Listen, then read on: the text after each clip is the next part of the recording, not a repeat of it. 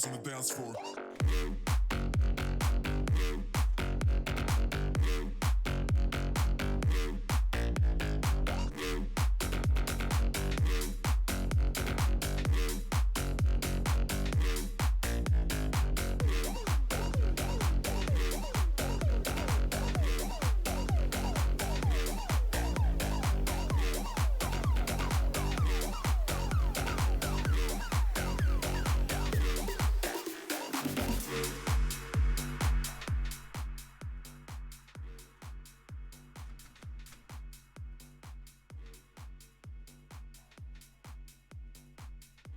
This live stream is sponsored in part by Tint Wiz. Tint Wiz is a CRM suite designed for window tinters. From acquisition to invoicing and everywhere in between, you can run your business more efficiently and more profitably with Tint Wiz. Check it out at tintwiz.com. You can also download it for iOS and Android. Don't forget your free 30-day trial at sign up. This live stream is also sponsored in part by Dry Shrink Prep. Dry Shrink Prep is the healthy alternative to dryer sheets. Made with 100% all natural ingredients, Dry Shrink Prep is changing the industry for the better, one shrink at a time. For more information and a purchase, go to dryshrinkprep.com.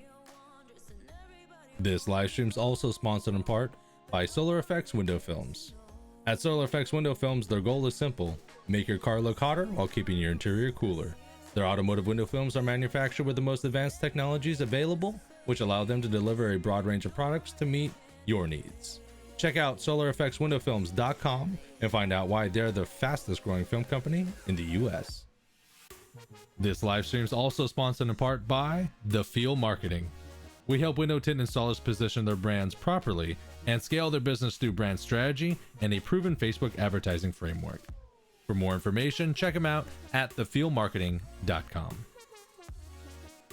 Lastly, this live stream is sponsored in part by you, the viewers. If you're watching on YouTube through the power of Super Chat, or if you're watching on Facebook through the link in the description, you're able to go ahead and donate to the channel. All proceeds go to help support the channel and are much appreciated.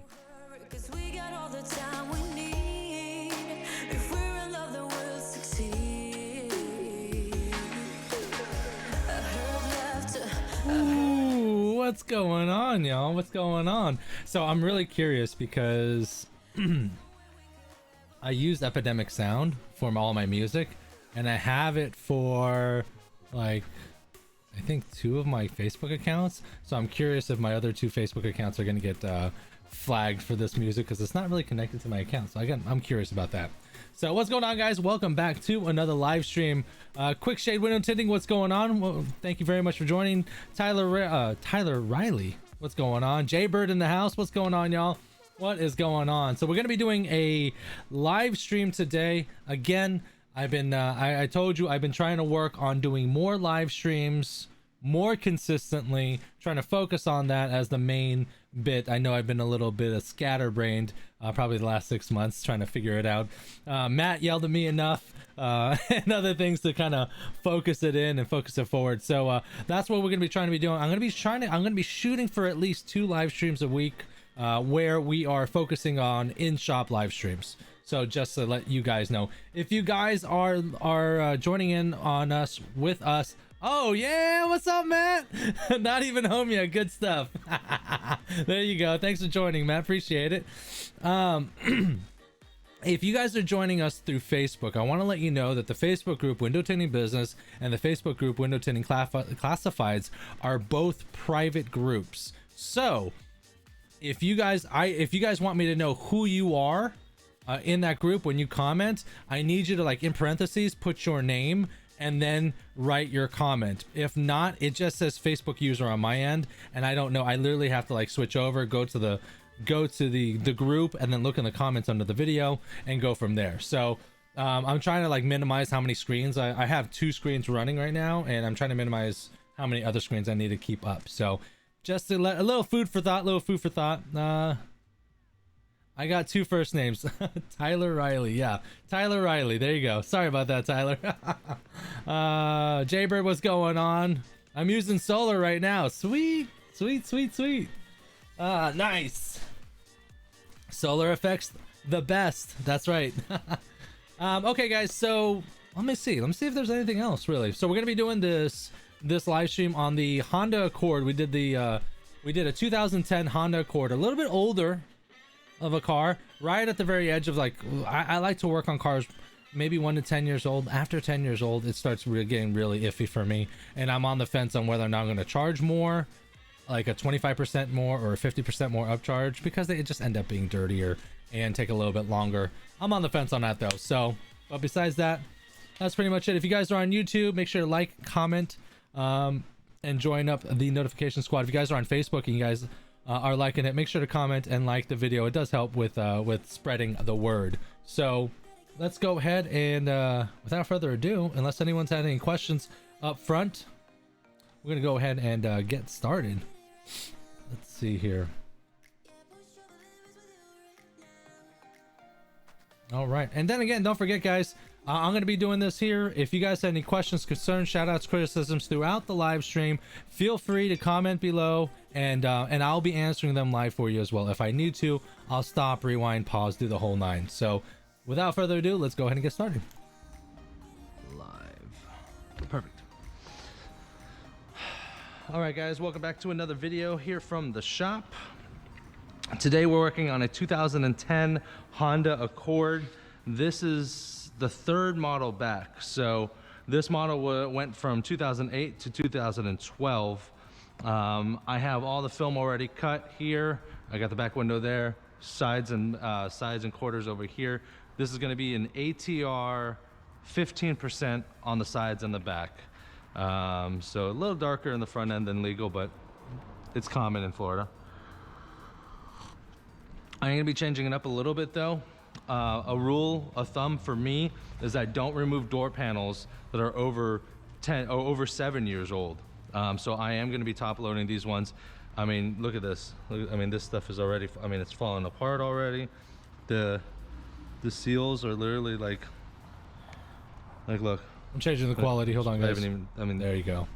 So that's what it looks like on the outside. You know, the rims are chipped away and dirty. So Florida legal, by the way, illegal in Florida is going to be 30% on the front windows, 15% on the back doors and back window. That's legal limit. And we go to the AS1 line. So here we go. So whoever has this car, whoever car this is, they don't take very good care of it. So I'm assuming that the plastics on the inside are going to be all brittle, and I don't want to break the shit. So that's why we're going to be top loading. So yeah, here we go.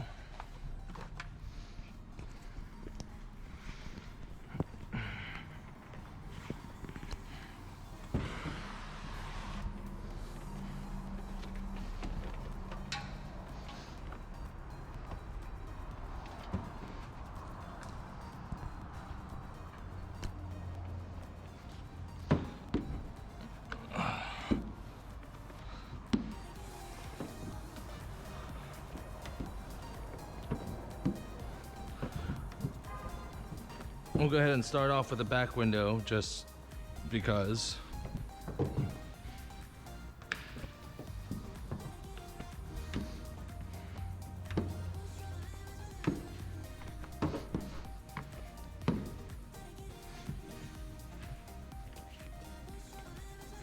Now these are dirty old towels, but it doesn't matter because I'm just using it to clean the outside. So that's why I'm using a dirty towel. If not, I don't normally use a clean towel.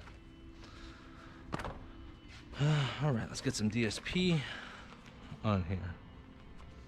I gotta get a new one. I've had this one for a while though.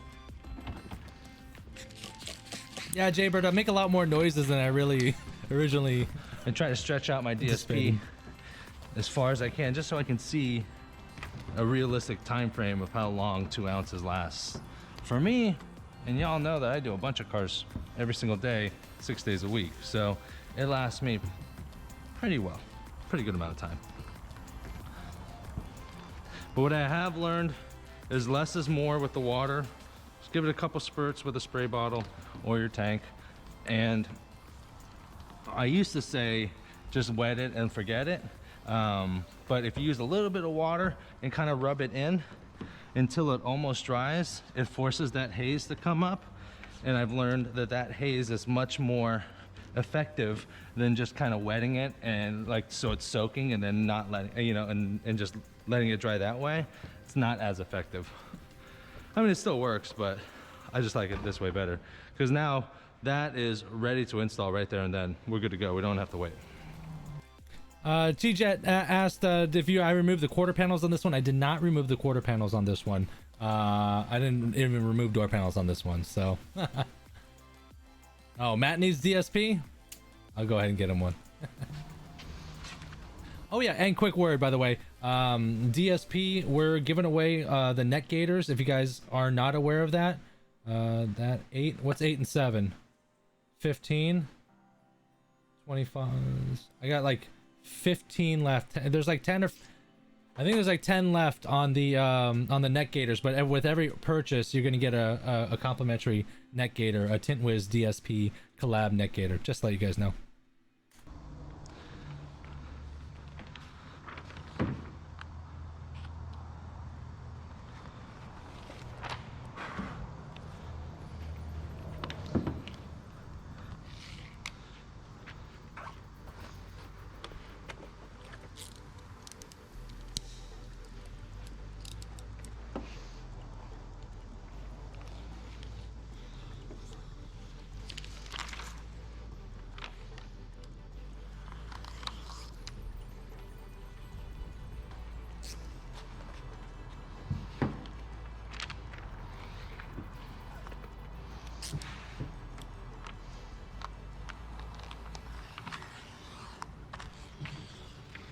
This is all plotter cut, by the way, just to let you guys know.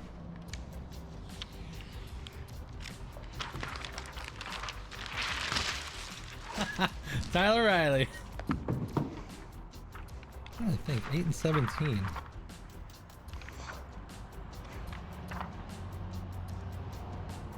We have 15 neck gaiters left. Limited supply, 15.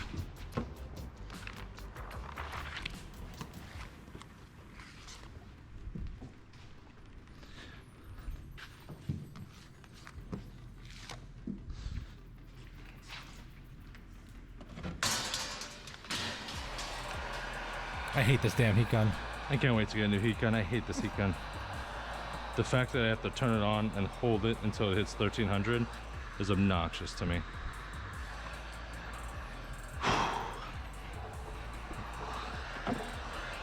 Just to let you guys know, we did get a new heat gun. It's the new DeWalt heat gun.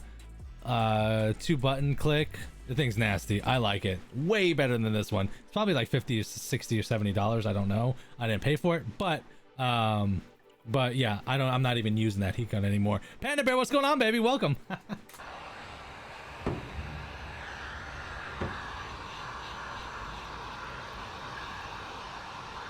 They are.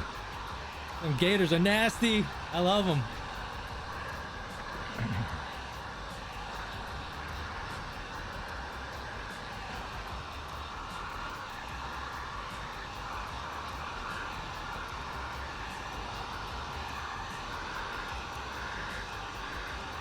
For this vehicle, I did do an H pattern, John.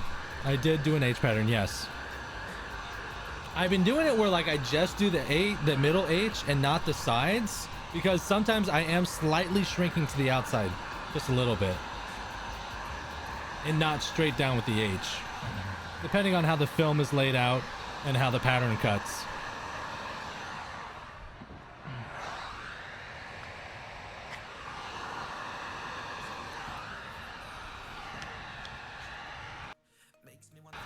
Okay, so you notice right there, right here, what I did it with a hard card, and I H patterned all the way up. The problem is when it's laid down flat like that, then I push a lot. I push a lot into here.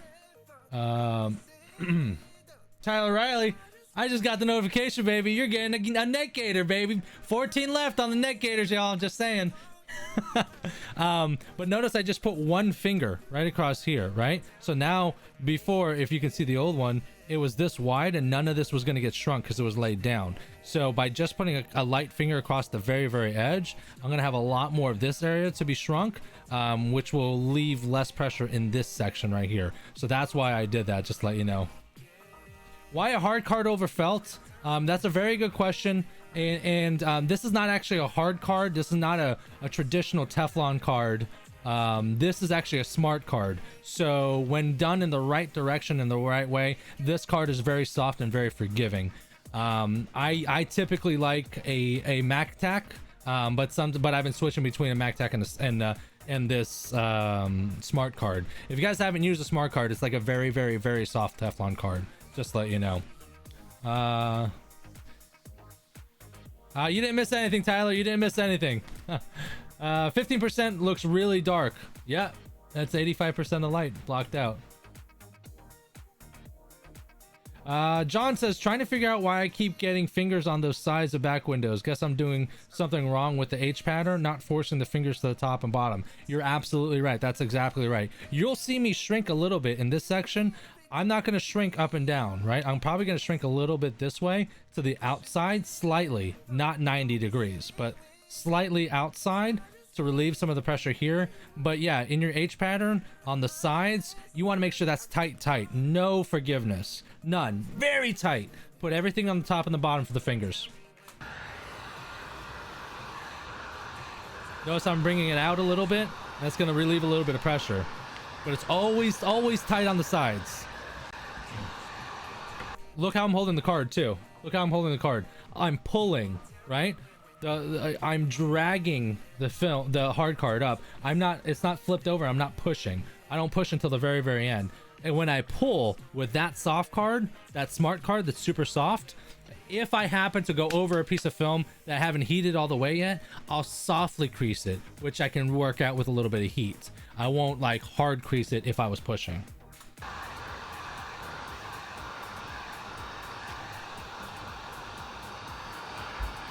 I start pushing more towards the top.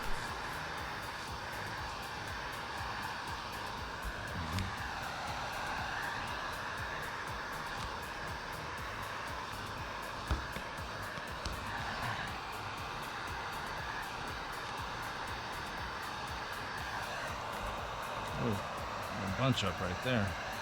So right there, it started to bunch up, and I bunched up a lot in that little section. That little finger right there was bunched up too much, and I felt, in my experience, I felt that if I just hit it with a lot of heat, I would end up just heat creasing it. So what I did is I lifted up this entire corner, right? So instead of having to shrink a lot on one big finger, now I'm going to try to spread the heat across the entire top corner, relieving the pressure that was within this area, so that now I can shrink this entire corner without any problems. No issues.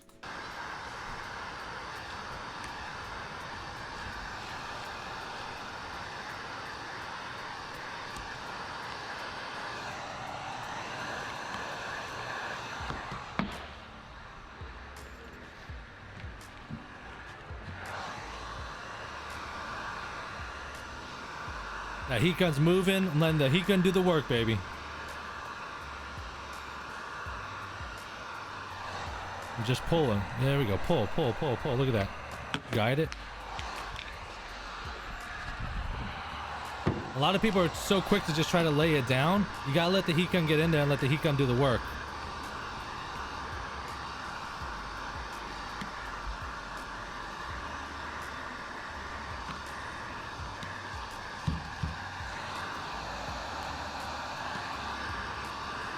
Shrinking like butter, baby. That's right. That's right. Notice I did that finger again, because if I kept that right where it was, let's see if I can go back. Let's see if I can go back. Hold on. Let me show you something right here. Right there. Let's see if you guys can see the better angle. That whole side is lifted up. I mean, is laid down because of the hard card. So when you notice how much work I had to do in this top corner, right? So I lift it up so I can shrink this way a little bit, relieve a little pressure, and shrink here so it doesn't bunch up in this area right here. Fumblerooski. How hot do you run your gun? I run my guns as hot as it can go. This gun in particular runs at 1300, and that's the max. The new gun that I just got from DeWalt runs at 1100. So temperature really doesn't matter. The temperature is going to determine how close or how far you're going to be from your film, and that's going to vary because everyone has different types of film and different types of shrinks. So how hot the gun is isn't really more of an issue as to how much air that the heat gun blows. I feel like when the heat gun blows more air, it shrinks a lot better than versus having a hotter gun. That's why I stopped using the old school Wagners, the little $24 Wagners, because they got good heat but no airflow. So it felt like it took forever to shrink some of these back windows. So that's why I got that right there. I have the same heat gun for my business. Seemed like a good idea. I fucking hate it. I'll go with the Craftsman Porter next time. That's right. I like the Craftsman / Porter cable. And that new DeWalt one that I got is actually pretty solid as well. You're going to spend $50 or $60 or $70 on it, but in my opinion, well worth it. Absolutely well worth it. What was I gonna say? This heat gun, you can dial in specifically the temperatures, so that probably might be better. I don't know if you're maybe doing wraps or you need a specific heat the heat temperature, but it's just for window tinting. That gun is just not it. It ain't it at all. It's all about the wind, baby. That's right. Does Solar Effects supply to UK? I don't know if they supply to the UK. I'd have to get, you can go on Facebook and touch base with Sean Vulgar or Robert Vulgar, and you can ask them. I'm not 100% sure if they do, but if they do, you know, if they can, they will, I'm sure. I see John says, sorry, John, been struggling with big side fingers from the windshields and back windows. Yeah. You gotta keep them sides tight, baby. Tight. When I work on it from the middle right here, and I start working up, so it's all tight all the way through here. Tight. Hot is hot on a corded heat gun. That's right, baby. Here we go. Notice I'm not going to go straight up with it. I'm not going to go straight this way with it. I'm going to go a little bit to the angle this way. And the reason why I'm doing that is if I go straight up with it, I feel that I'm gonna end up heat creasing, and I didn't leave it long on top so I can do the pull method. So I gotta go and adjust as I go.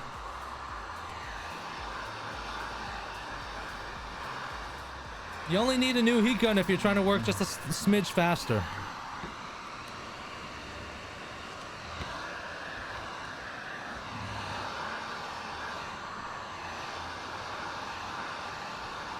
Holding the button is so dumb. Oh, cutting it off? That's the worst thing.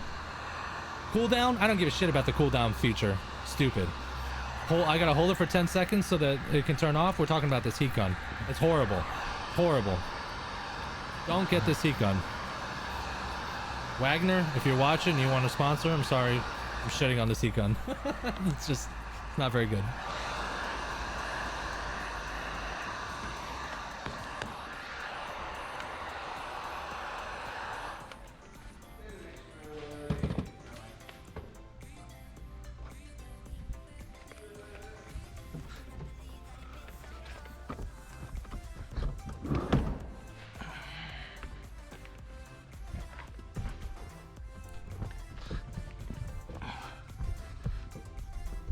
I'm working and with trying to figure out what works best. Let me know in the comments below, guys. Do you guys like me pausing, rewinding a little bit, and showing you guys these little tips and tricks when I see them?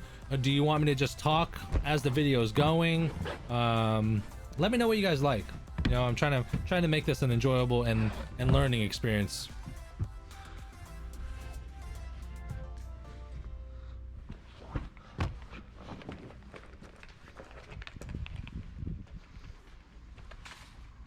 Oh my god, John, I ain't gonna lie to you, man. Robert, one of my good friends, Robert Oman, he took the Harbor Freight heat gun, tore it apart, custom painted it, put it back together, and even what is it where you weld the two wires together, fuse the wires together on like an extended cord, and he loves that thing. I can't stand that heat gun though. Can't stand it.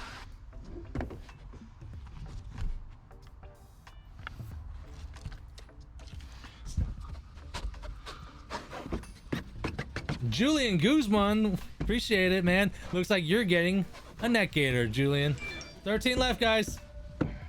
And they ain't gonna last by the end of the live stream. I'll tell you what. Russ, you like the pause and go? Let's do it. I like it. You did the entire car in 1 hour. Shit takes me 4 to 5 hours to do one car. It happens, brother. I've been doing this for a long time, and I've done thousands and thousands of cars. I've probably done close to 5,000 cars in my career so far.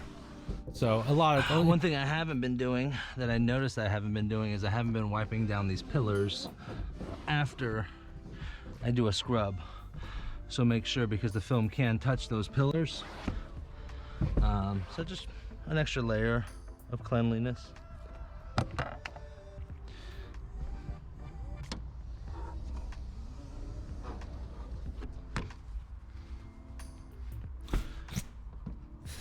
Tyler. Pause and go, pause and go. Copy that. I like it. All right, we're good. I didn't want some people to be like so invested into the video. They're like, stop fucking pausing, dude. I want to watch the video. Well, FYI, do you see that I'm going coast to coast here? This is what they call coast to coast. When, let me go to the back. Where's the back? Here we go. Where I'm going full length left to right. But before I start, I do the very top because my hand, the way I turn my hand, the squeegee won't get all the way to the top. So I do the top one this way. An extra layer of cleanliness. Because I use a side swipe. I do the top layer this way because if I flip it the other way, I can't get all the way to the top. And the key here, this is the key right here. This is where people are going to fuck up coast to coast, right? I do the top here. Now I'm going to go squeegee all the way down here. All the way down, just the one side. Now, why do I do that? I do that because if I go all the way to the left, I've scrubbed this whole goddamn thing, right? And if I go all the way to the left and start all the way to the left and scrub this way, there is contamination here. And I'm going to get a little bit in this area. But if I go squeegee straight down here, now this entire area is clean. And now when I squeegee from here over, this is all clean. This area is clean. So I'm not bringing contamination and trash into my squeegee area. If I didn't do this swipe down and I just brought my side swipe all the way to the side and ran it through, this side could end up with contamination. Fair warning. Okay. Coast to coast, so much faster. I used to go from center out, coast to coast. John says, you always start with the back window. I've been experiencing some different strategies to go faster. When I'm plotter cutting, it doesn't matter. It doesn't matter. The world's your oyster. When you're hand cutting, I would suggest to do the back window first. Reason being, that's twofold. Number one, if you're hand cutting and there's no tint on the sides of the cars, then it allows more light to go in, so that when you do throw a light in the back window when you are gonna hand cut, then it makes it a little bit easier to see that edge. If there's tint all over the sides of the cars, then it makes it a little bit difficult to go inside. Or you can just use glass aid, and that'll help too, to help watch the edge. So either way you want to do it. Also, when you're tinting the side doors, you end up getting water on the floor, all over the floor, right? Which is fine, but then you can do 1 door, 2 doors, 3 doors, 4 doors. So by the time you get to the back window, there's probably going to be some water on the ground, maybe even a little dirt and water make mud, right? So now you're going to be bringing and tracking your dirty, wet shoes into the client's car, right? But if you do the back window first, you haven't messed with any of that water on the sides, so probability is you're good and you're not gonna dirty the car. So that's why I do the back window first most of the time. These quarter glasses are hard for me. I'm gonna get to it, brother. I'm gonna get to it.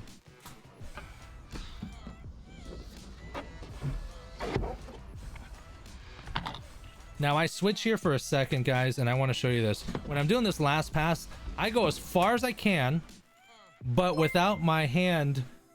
John Ames, I appreciate the $5 super chat. Thank you. $4.99. Thumbs up. Thank you very much. Appreciate that, brother. When I'm doing my squeegee, I go as far as I can, but don't let my knuckles scrape. If my knuckles can scrape the glass when I'm doing this here, that's possible contamination in a clean area. So I go as far as my hand can reach without my knuckles scraping, and then I bring out the bulldozer.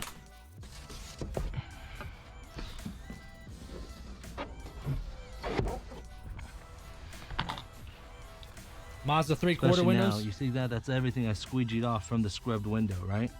So now I just want to take a towel, gonna wipe that off just in case there's any there's probably contaminants on there, right? So you kind of want to keep it clean. Bulldozer.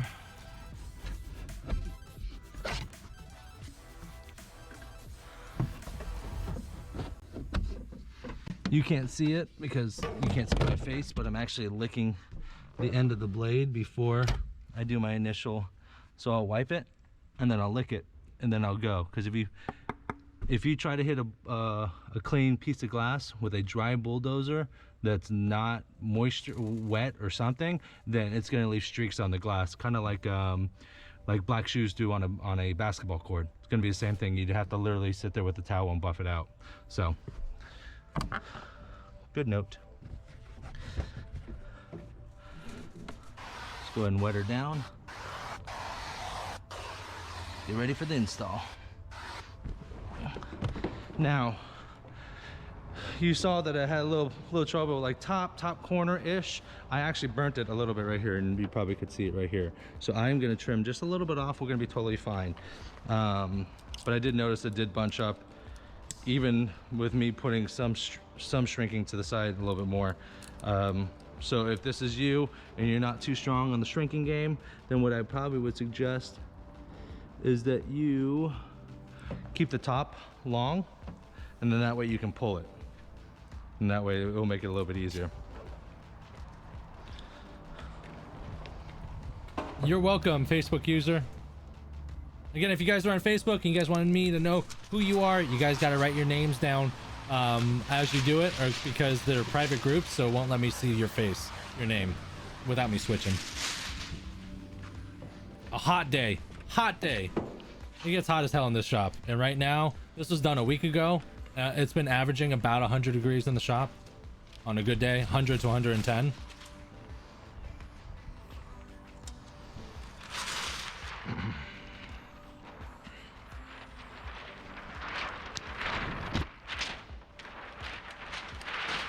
It's my Frankenstein. It folded on itself right here. It's okay if it folds on itself that way. And here we go. Most of my sedans, 4-door sedans, my Frankenstein.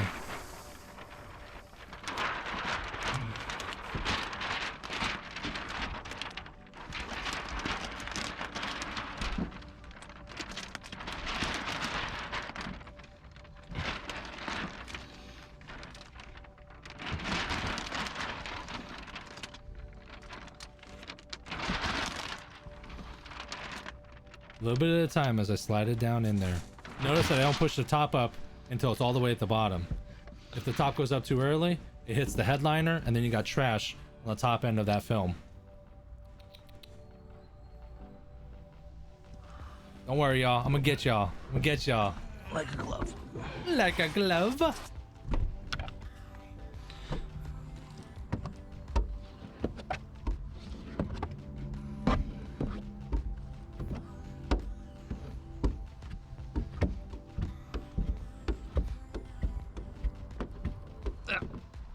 Water in my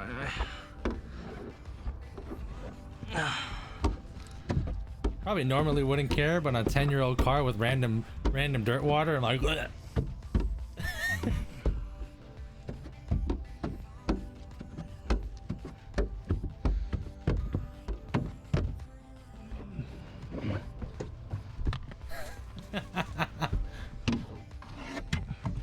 Oh my God, you're creasing the film. Nah. Not when you know what you're doing.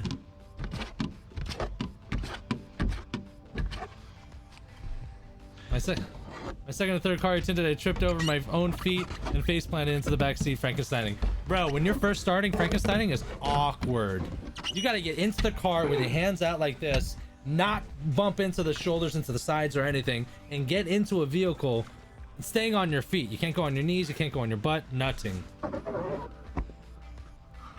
Just hitting the edge with a towel wrapped around a smart card. That way I can just bump the edges, seal them in.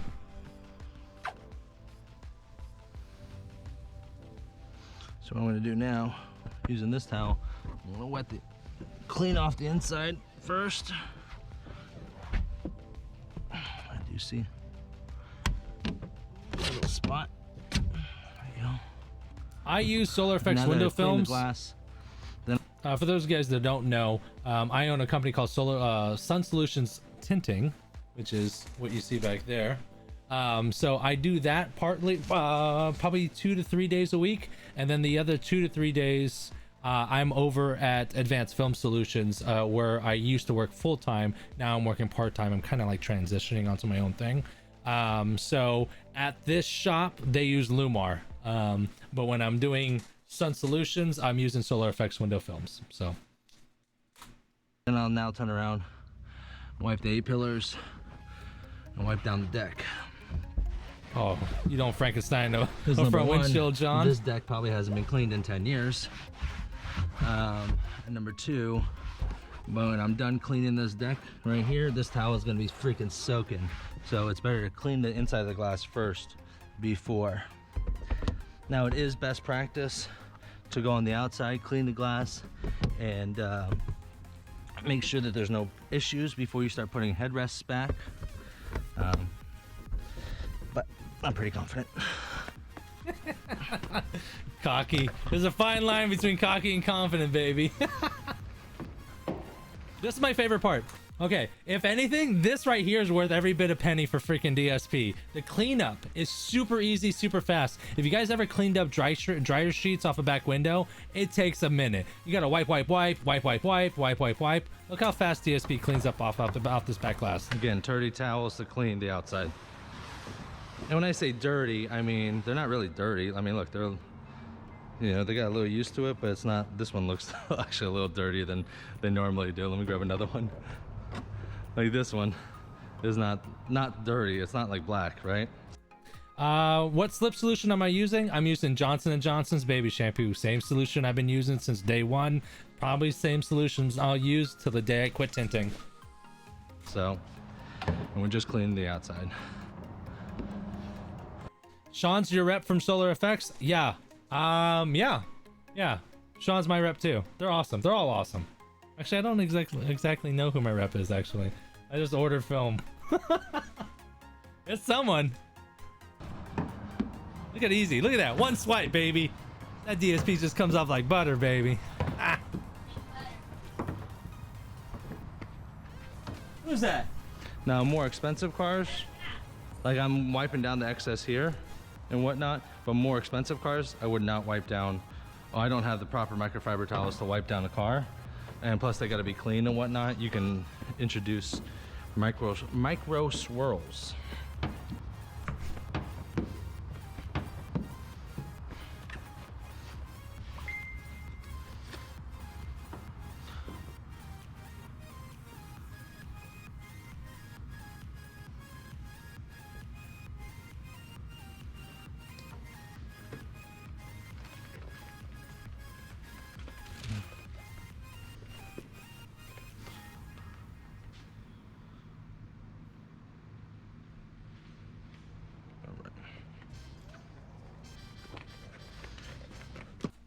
DSP stands for dry shrink prep. Thank you. Someone beat me to it.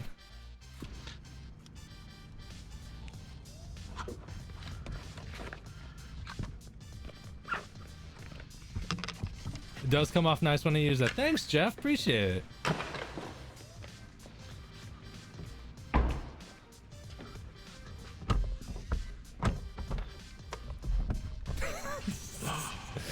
Kind of just tossed it back there, but it's okay. It's just closed. They were just laying back there to begin with anyways.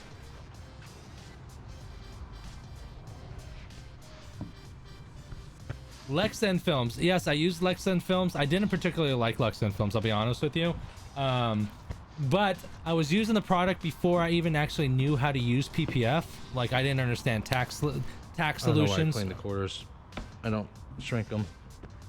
Someone asked if I've used Lexan films. Lexan films, for those of you guys that don't know, are films that you can use for headlight and taillight tinting.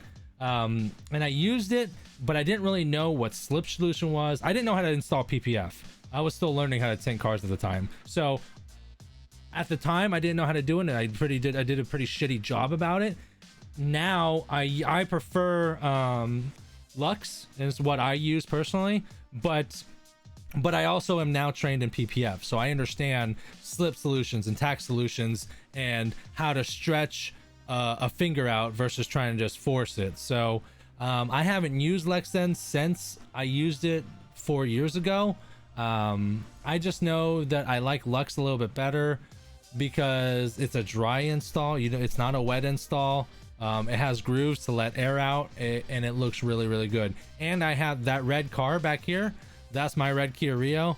The back taillights are tinted. I did a video on it, and I still have that film on there, and they look just as great as the day they were put on. So I thought Lux installed easier and had a nice finished product end result, so that's why I use Lux. Boy, Tyler says, boy, those bunch dry sheets are a bitch to clean off. Looking forward to my DSP and neck gaiter. That's right, baby. Listen, it's not even about the cleaning process. Do your own research, but dryer sheets are linked to a number of unbelievable discussing diseases, neurological problems, cancer links, all kinds of different things. And I touch it every single day, and window tinters use it in a complete. If you take one dryer sheet and throw it in a dryer with 50 articles of clothing, it's different than if you're taking a dryer sheet, wetting it, you know, trying to emulsify it and rub it. I used to smell it on my hands. I'd eat with my hands during lunch, so I'm sure I'm ingesting it. It's about safety. DSP is all natural, 100% all natural ingredients. I can eat it. It probably won't taste very good, but it ain't gonna kill me either. That's why I use DSP. That's why I came up with DSP. An hour is great. Me and my sister tint together and takes an hour or so. Perfect. It ain't about time, guys.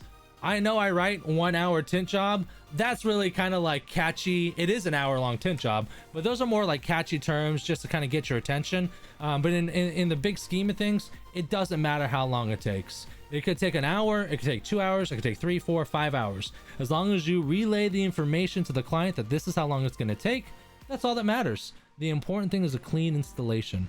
I'd rather have a clean installation than a fast installation. That is important. I've seen Austin from Tinstitute give you love lately. Dang, I didn't know. I gotta look that up. Austin is on Instagram a lot, and I'm not on Instagram. Like, I don't know how to do it. I even had my old lady show me in the car line when I was picking up my kids earlier this week. Like, I had my Instagram open. I'm like, help me to Insta, because I don't know what the hell I'm doing. So I'm trying to work on it. That's what sold me on DSP. The end was being safe. That's right. I mean, I got probably 20 more years of tinting cars in me, probably more. And I want to live a little longer and be a little healthier by the time I get there. 25 years of using toxic dryer sheets every single day, multiple times a day. I can't be good. I don't care who you are. Quality over quantity, right, man? Dang, 14 Civic in an hour? Woo. Or maybe I should. You got it.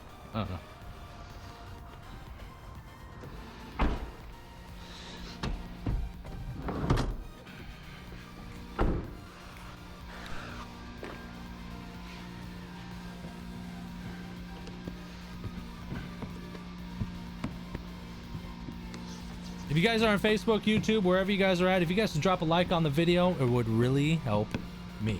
Thank you.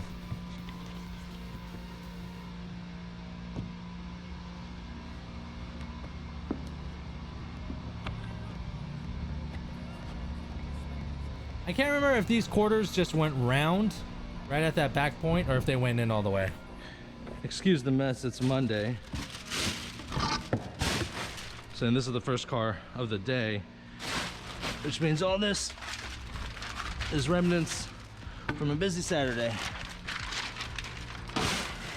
Tyler, bro, since I made DSP a year ago and came out with DSP, I haven't touched a dryer sheet since. Give me 1 second, guys. My old lady's calling me. Give me 1 second.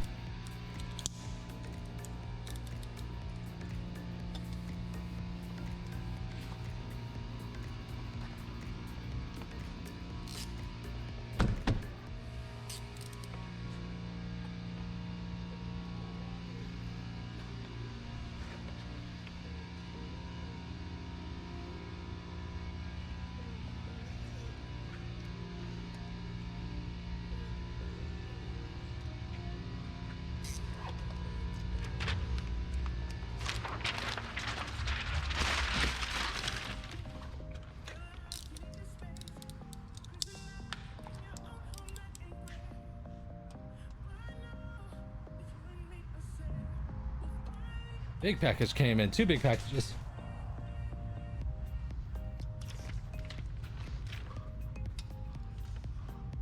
All right, so you notice this is a little bit different, right? Because T-jet, cut I out love this it. wedge. I want these about 1/8 of an inch to 1/4 of an inch space.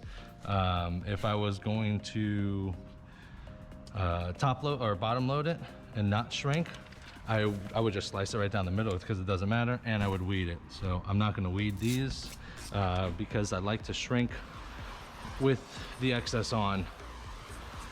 Feels a little weird sometimes for me to do a shrink with the excess off.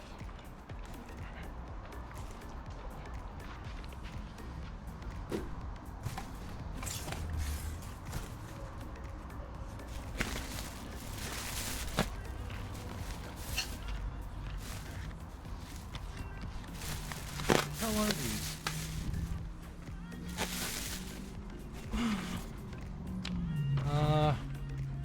Forgot you got a plotter. I did not get a plotter. The shop has a plotter. I do not have a plotter yet. I'm still working on it. Do you prefer plotter or hand cutting everything? It takes a bit more time when doing a tint. I prefer plotter cutting. Hands down. What the hell is this?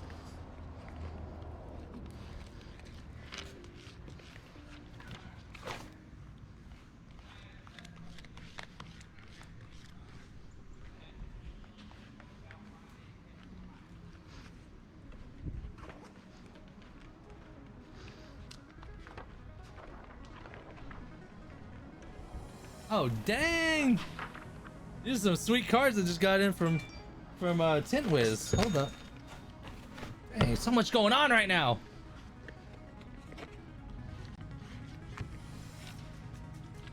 Mateo, you're getting a neck gator, baby. You're getting a neck gator. 12. That's 12 neck gators left, and that's it, guys.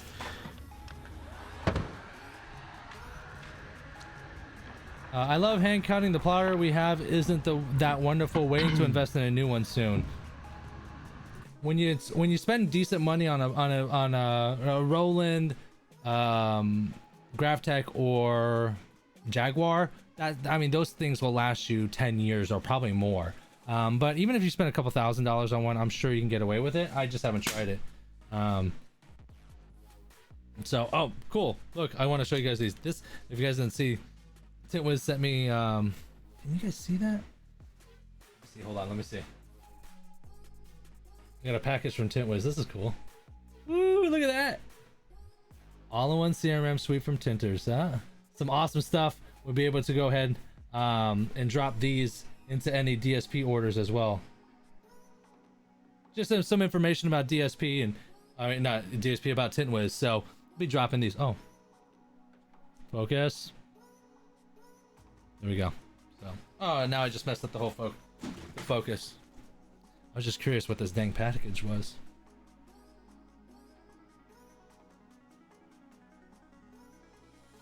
There we go, better. All right, that's cool. Now the mystery's over. I was wondering what these are. These things are heavy too. These are sweet. Oh, right there. Ink.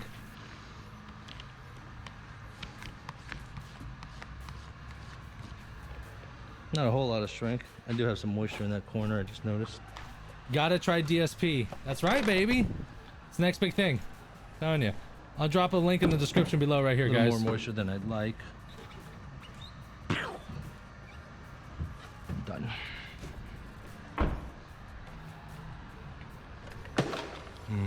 Coffee.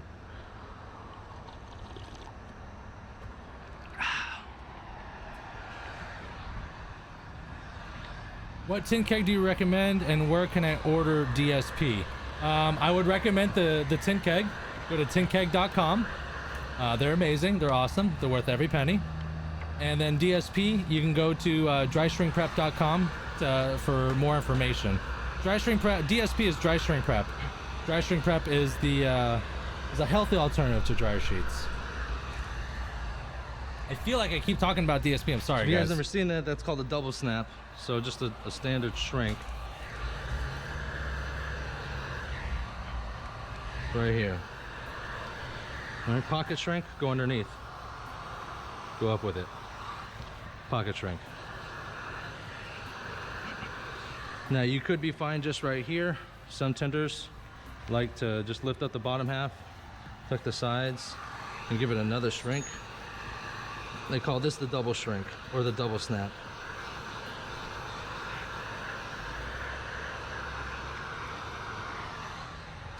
John Ames with the support, baby. Appreciate that. John Ames getting a neck gaiter, baby. That's only 11 left, guys. Just so you know. I went with years just doing that, and you'd probably be fine. Jeff asked, well, late to the show, what's the gator thing?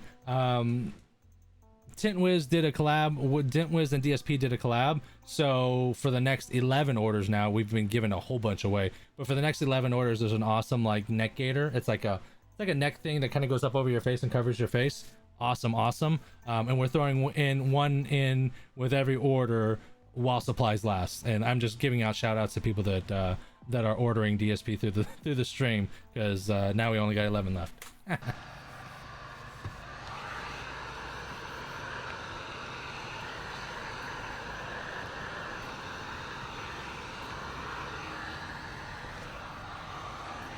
Notice right here, this excess right here, I don't want the heat hitting it right here, right? So I'm gonna hit it with my hard card. That way I don't accidentally shrink that area with the heat, because it'll bind because it doesn't shrink that way.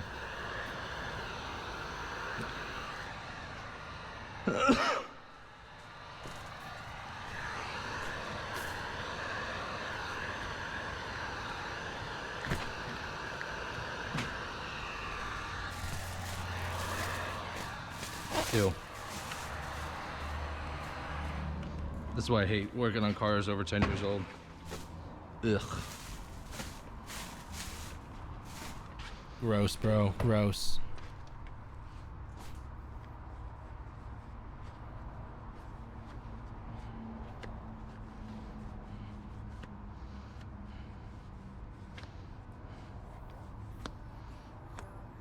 I don't know if that's adhesive or tar or I don't know.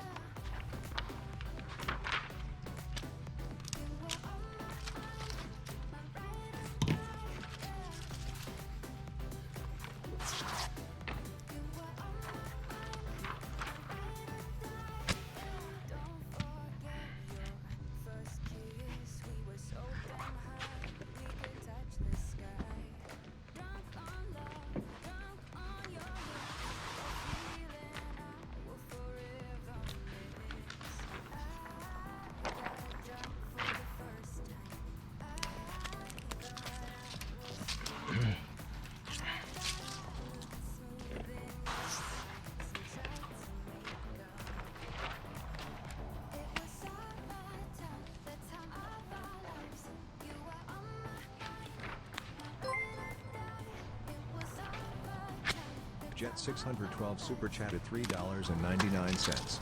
Peace out. Peace sign. Back to work for me. T-Jet with the $4 super chat. Definitely appreciate that, brother. Go back to work. Have a good time, man. Thank you very much for joining in.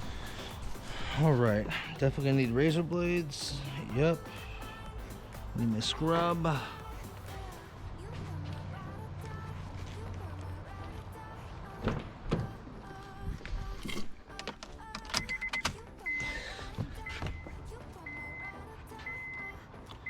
All right, locks off, radio's off, air's off, everything's off. I'm gonna do the doors first, leave the quarters for last, because especially these older cars, I don't want to kill the battery which I could, but I'm gonna start on the passenger side first. That way, if there's any shifts or anything in the glass, you learn that stuff on this side, and that way, by the time you get to the driver's side, everything's gonna be perfect. Not that it won't be perfect, but slight imperfections, if there are gonna be any, because there is no perfect install.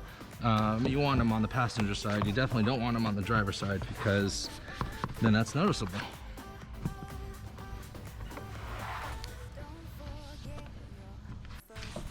Someone asked over from Facebook, it says, how many days before you change your solution on your keg? I don't change my solution. I have to refill my solution. But I use 4 gallons and like 3/4 of a large bottle of J&J shampoo.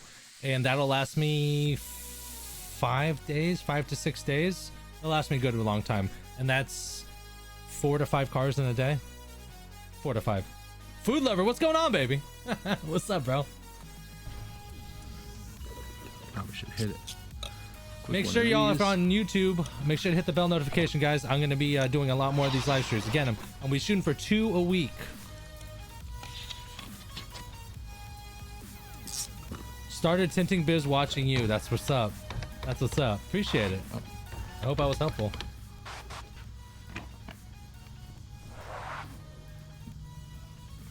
My knife though. Gotta be responsible for my knives. Can't have my kids find them.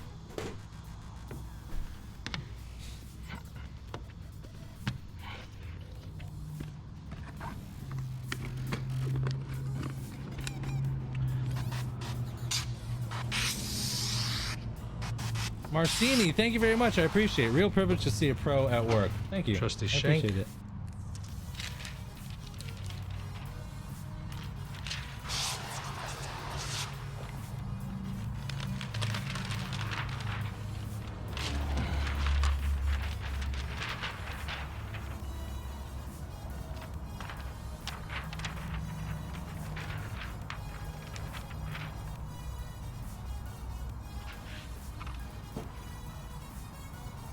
Double check the outside, make sure you're covering past the pillar. Now I am. Slide it over just a little bit. If it's a choice between having a light gap and having a gap between the edge of the film and the No cleaning squeegee, a side swiper. Side swiped? Yeah. I use my side swipe as a cleaning squeegee, and I use my 5-inch long handled Fusion 5 handle with an orange crush blade in there. Solid. That's my go-to. I tried the flat out, didn't like it. I went back to the old orange crush. But yeah, I use the side swipe as a cleaning squeegee. I don't like using the same squeegee to clean and install because you can get dirt on it because you're cleaning with it. So that's why I go there. That's a long time. I use a 2.5 gallon tank and I have to refill it about every half day depending on the volume of cars. DSP and Tint Wiz are the best. Currently not big enough shop to use the app, but we're only 2.5 months open. Listen, bro, I'll tell you what. Tint Wiz is an awesome organizer. You're gonna have everything here, right? So I know you guys are kind of new and whatever, but it'll pay back in spades. I promise you. Because you can organize, you can put in your film inventory, you can do invoices from there, you can organize your scheduling, and it doesn't matter if you have 1 employee, 7 employees, 700 employees, 1 company, 1 app, 1 price. It really is pretty awesome. So it's better to do it now so you get used to it now while you're smaller, and as you grow, you're gonna be able to get a good handle on it, and it's just gonna be a good thing. I promise you, it's a very good investment. Very good investment, my friend. The pillar, which you won't see a light gap, you go with the pillar gap versus the light gap, obviously. Oh, we're gonna get to the quarter windows after these roll-ups. We're gonna get to the quarter windows.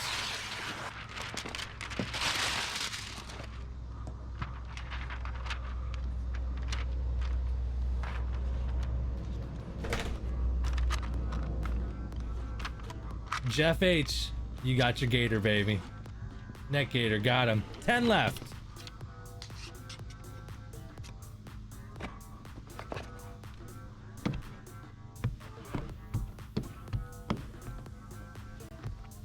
Turbo squeegee. Like a glove. Nice.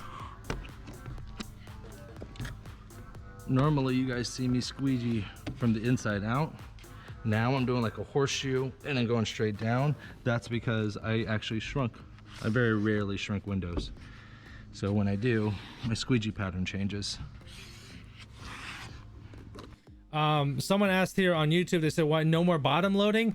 I don't bottom load cars that are over 7 years old because I don't pull panels off of a car that's over 7 years old, because most panels are held on by those little plastic clips.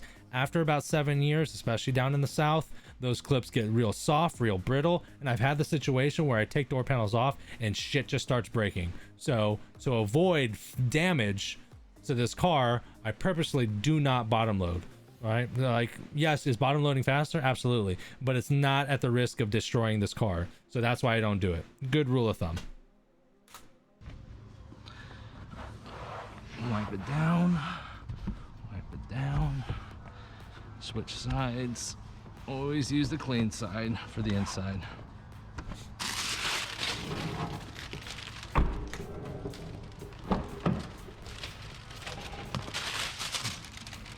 Tony, thank you very much. Appreciate it, Tony. Great job. Appreciate it.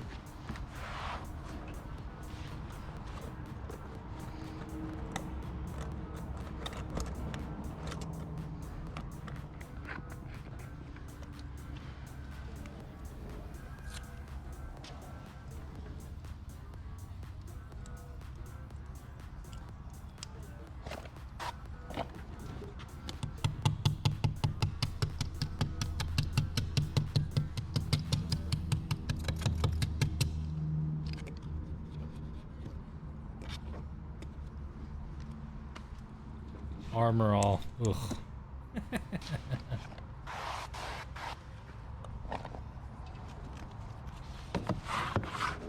If you guys are watching on Facebook, if you look down below, you'll probably see a like and a comment. You won't see a share. That's because the window tinting business and window tinting classifieds groups are private groups, so that's why you can't share it. But if you guys give it a like, that definitely helps with spreading the word.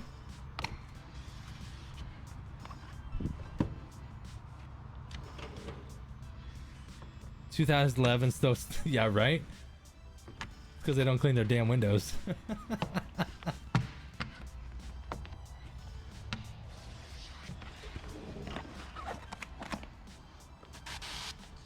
I love that shank.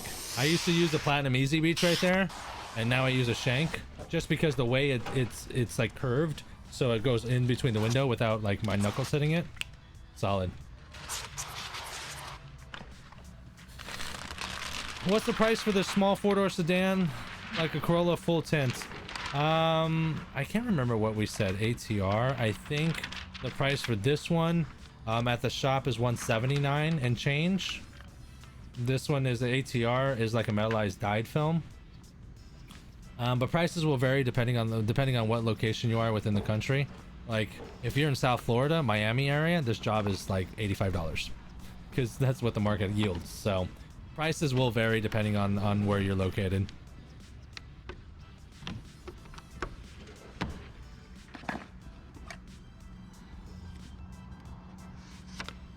Tyler, what's the usual ETA on DSP orders?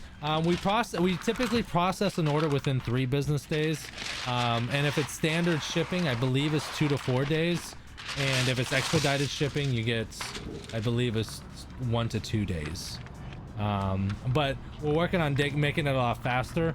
The wifey, after 6 years, both boys are finally in school all day now, so the wifey has nothing to do all day. So I've been grooming her to basically take over operations for DSP. Hey! Hell no!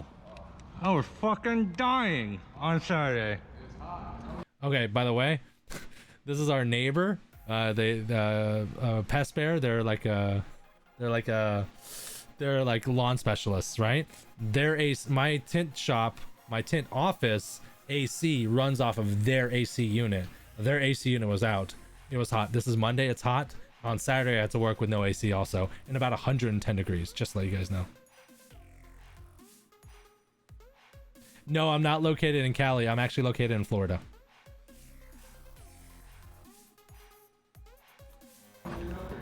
I was wondering who the hell I pissed off over there. We got ladders and stuff if you need. There's a foldable ladder. Should be a 6-foot foldable ladder over there. Yeah. Just thinking with all this stuff now, I guess I'll have to go this way. Yeah, the best bet is to go right in front of that door. Right in front of that door.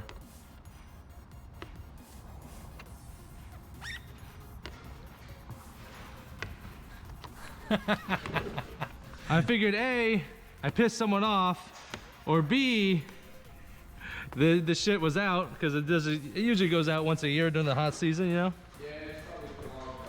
They did install a brand new AC unit, by the way, shortly after this.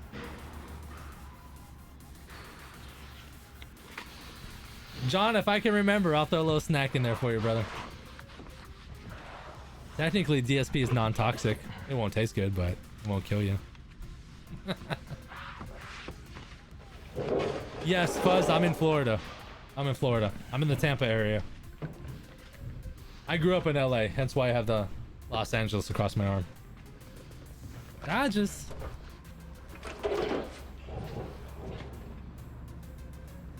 I'm checking to see the battery life on the GoPro.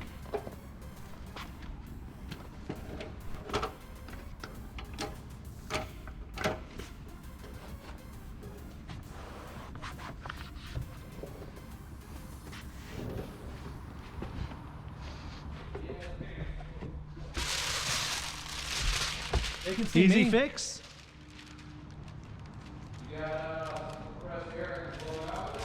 You goddamn right we do. You need it right now? Do you gotta bring it down, or you gotta get the hose up there? We got a 50-foot hose. It'll reach up there. Yeah. Arkansas is checking in. All right, I'm gonna fast forward because apparently I forgot I recorded this. If not, portion. I mean, does it pull out? And then you just do it out here, or? Oh, I guess it won't take that long. Ah. I'm trying to help him because I'm trying to get that AC. And we're back. I'm smart, bro. I'm smart. I thought I recorded that whole shit. We share a building. We have 2/3 of the building, and 1/3 of the building is a pest control company, and we share the building with them. Well, my tint office, the AC runs off of their I cleaned up all those AC boxes, unit, by the way, not too. ours. And their AC unit goes out from time to time. I was dying this Saturday. Dying. You'll probably see a squeegee flip on probably one of these windows, and I'm pretty sure I go in depth on these quarter windows. Just to let y'all know. Just be patient. It's coming. I swear it's coming. I'm just smart enough to. I'm glad I'm smart enough to Back turn to off work. the GoPro. So I helped him for like 20 minutes. I'm like, I'm not about to do that, am I?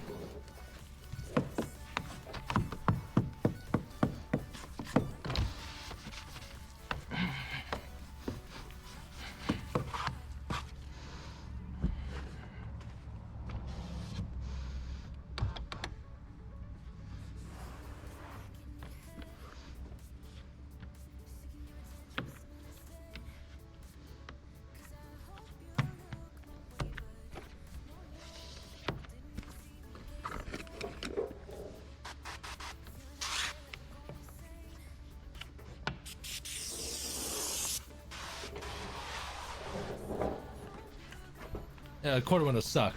You're absolutely right.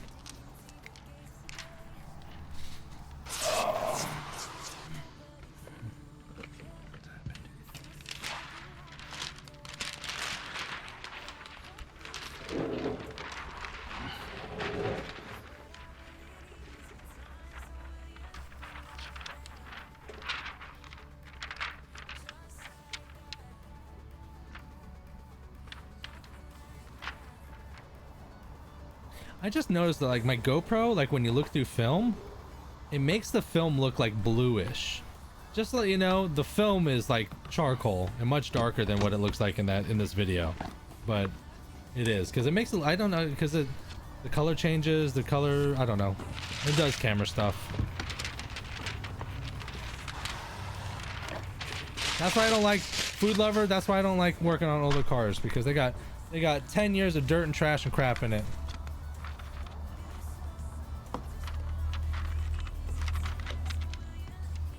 bro, John, you ain't lying.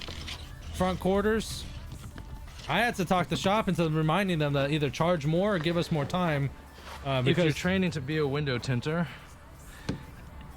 and one of your goals is to eventually like start off at a shop and whatnot, one thing I suggest, so you notice how I put the liner inside on the floor up at the front?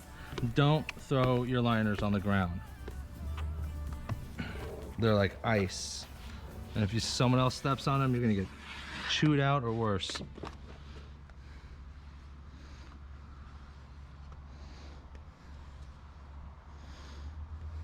yeah, I don't know who's been doing front quarter windows. The RAV4's got front quarter windows. The new, I think it was the Toyota Corolla. It's got back quarters and front quarters. Shit. That's 9 windows plus a 2-piece front windshield. 2-piece front windshield glare strip. That's 11 windows.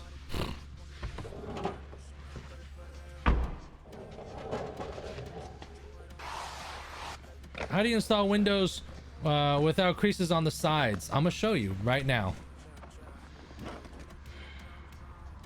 Mississippi checking in. What's up, Jacob? How you doing, baby? Lexus. Lexus is tough, bro. I usually take door panels off of Lexuses.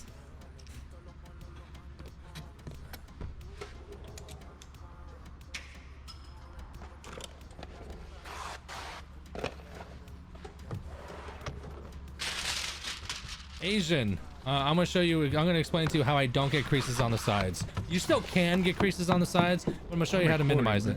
Yes. It's all about tucking in the top and folding the middle in. Well, you'll see it. Asking from Toronto. What's up, baby? This is the filthiest, of course. It's the one to get used the most.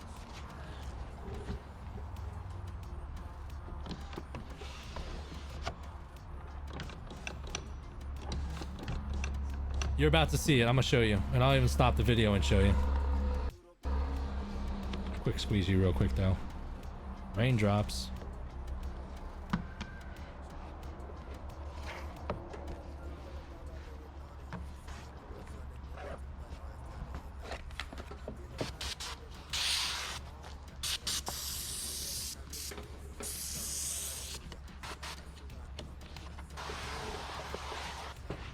Yeah, Subarus suck.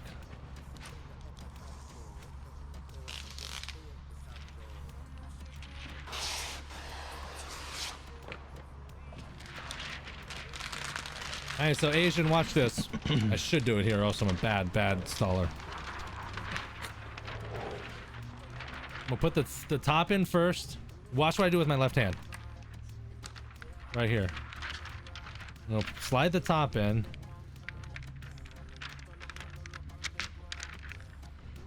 Right here. You see, you notice that try it again here. Watch how I bend the film. Hold on. Okay, you see how the film is bent in that way right now? I need to put a bump in it the other way, or else it's gonna crease right here when I squeegee. Now watch what I do. You see that right there? You see now how there's a bump in the middle of the film? Now that line of the film is flat all the way down. Same thing with the front. I'm gonna do it again, watch. You see that? So now that side's flat and there's a bump in the middle, keeping that flat. Try to slide in position. And look right here. Let me see if I can get a better one. Tack the top. Just gonna tack the top. Only tacking the top. Where that bump was, I stay above that bump. Look at this bump right here. You see this? So this whole side of the window tint is flat. And this bump in here keeps that flat. If I left it flipped the other way, whether like it was at the very beginning, that's where you start getting creases. Top loading, I'm just gonna hit the very top, the width of a squeegee. That's it. That's it. Now I'm gonna hit the card, the tri-edge card, and just tack the edge up and up, and stop right before that bump. Just roll it up. Now look at this. You see this film? You see how it's kind of like bent this way? Same thing. Gonna be the same thing on the other side. Ooh, I thought I heard a crunch. You see this? See how that is like that?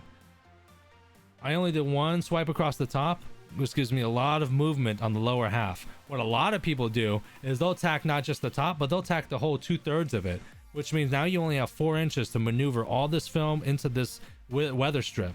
If you just tack the top, now you have a lot more real estate to work with trying to get that bottom in. When you tack 2/3 of the glass, you got to work with film and you got to tuck it in. It makes it a lot harder. So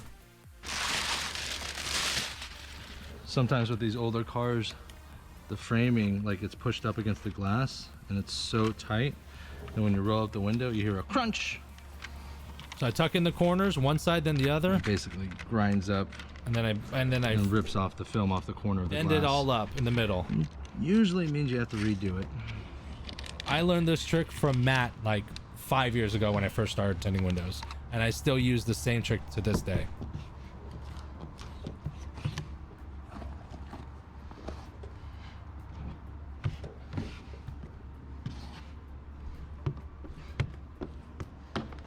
And that, Asian, is how you don't get them creases in the sides. Uh-oh, who wanted that that squeegee flip? I think someone was asking for the squeegee flip. Here it comes. Oh, the flip and the hand change. Some people were watching my previous live streams and I realized that like I flipped the squeegee in my hands without even realizing. John Ames, classes in session today. I'm learning some shit today. That's the whole point of these, man. The whole point of them.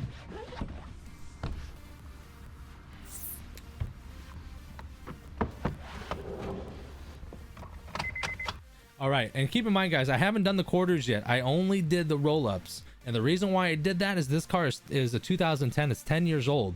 I don't know how old the battery is, so I keep that window on, or the doors on, or the car on while I'm doing the back quarters. It increases the probability of that battery dying. Then I got to jump the damn car and then explain to the client that I jumped the car and it's got to stay on and blah blah blah blah blah. So turn the car on, do all 4 roll-ups, turn the damn car off, especially when it's older. If it's a newer car, 1 to 3 years old, you're pretty good with keeping them on. Don't worry. Asian, no worry, brother. Appreciate it. Plus, yeah, the fuzz just made it right there. Creases on the sides are easy to touch up as well. So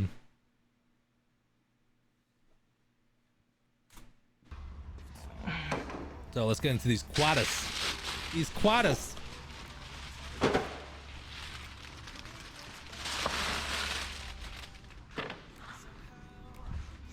New towels. All right, we just have the quarters left. Notice I've gone through a shit ton of towels. I have a couple little pinches I gotta fix. Oh, even then I got pinches. One here and one over there.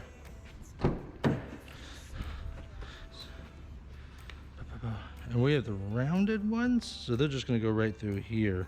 They're not gonna go all the way back there. So I like to flood it first. Take my Platinum Easy Reach and just shove it up in them seals. Like, get them seals a little loose. And when you flood it first, what you do is you get a little water, a little moisture up in them seals, because you don't want to be hitting that, getting the film in there and hitting dry spots, because that's where it's just going to stick.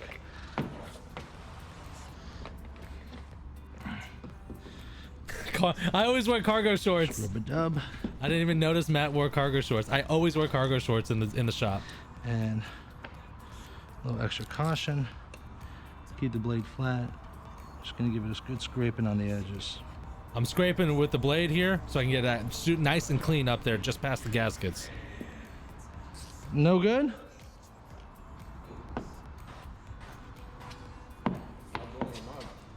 Aslan. Oh my god, I thought it was Asian. I totally was Asian. Aslan. I got you, brother. My bad. Thanks for the correction. I probably heard of people. Can I call the guy? I haven't removed it, and I've never seen anyone do it, so that's why I don't do it. But I take the front quarters out on the new Honda Pilots.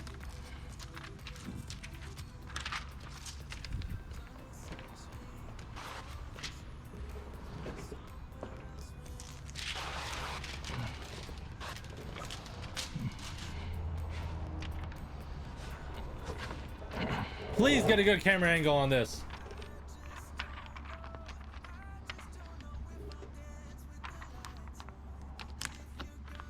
Sticky. I'm gonna use my shank to pull that weather strip back. Trying to shift it and get it in place on the bottom and the side.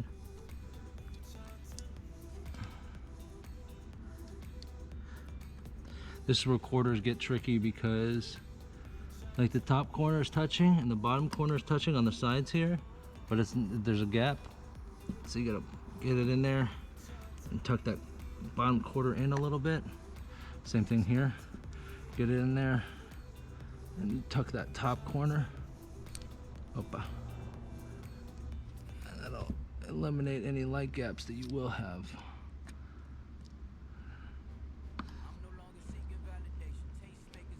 There we go. See what I'm doing at the right here going up? I didn't realize that my hand was in the way, but I'm doing the exact same thing going down. I'm getting behind the seal, the weather stripping, and I'm pulling it up. And I'm doing the same thing going all the way up so that film, that top edge of that film can get in the back there. Just gotta be delicate. That way I'm gonna close out that light gap.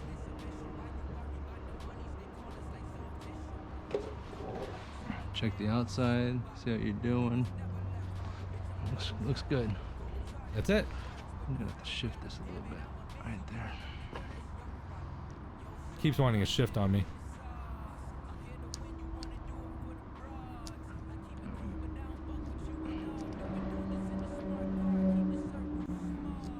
Come on, baby. Come on. All right.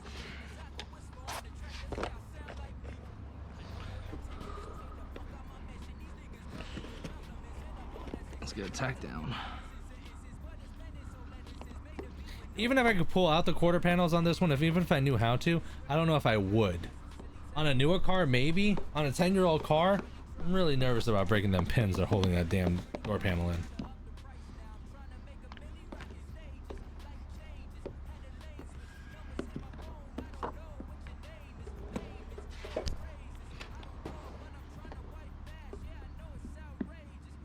Right there, I got the tri-edge.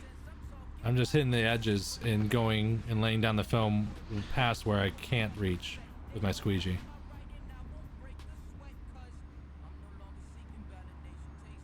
Ooh, dodged a bullet. Dodged a bullet. So I went from the center and I went up with it. And it laid down, but that little corner did get a little crunched, and I was a little worried that I'm gonna have to redo it. Oh, meaning pulling the tool out quickly. And I'm gonna Yeah, have to you're right. hit it with a little hard card right there, a little chiseler. But yeah, that install went well.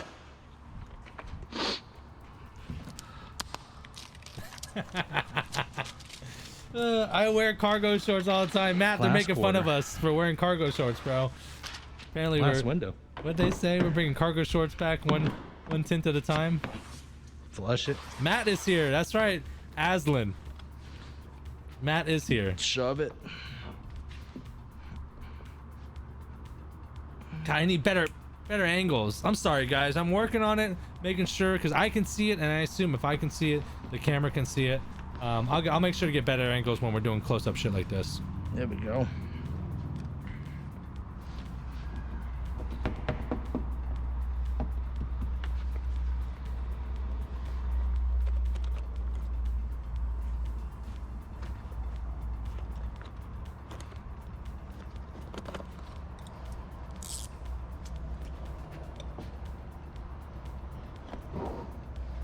Look how far. Look at my knife. There's the tip of it. If it hit the Dickies edge. for the win. Let's see here. And then push up. I got at least 2 blade lengths. Yeah, I got at least 2 blade lengths. So that's at least 1/4 inch of room up in there before I hit the edge. So there's plenty of room to work in there. Yeah, if you guys don't know, Matt's over at Tint Stuff, and he's been doing all kinds of crazy live streams. Just got into Studio 2.0, so make sure to go ahead and sub to his channel too. He's awesome. He's on track to. He's about to break 70K. See if I can get the the link to his channel.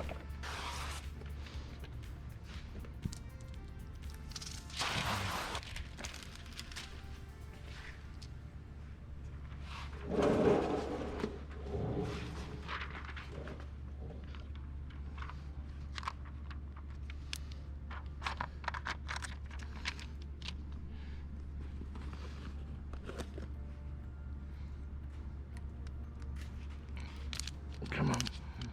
Are y'all getting that link? Because I tried to put it in and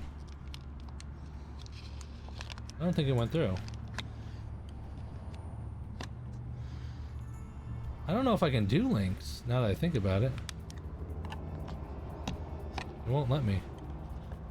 Just go to YouTube and search Tint Stuff. He's on top. There we go.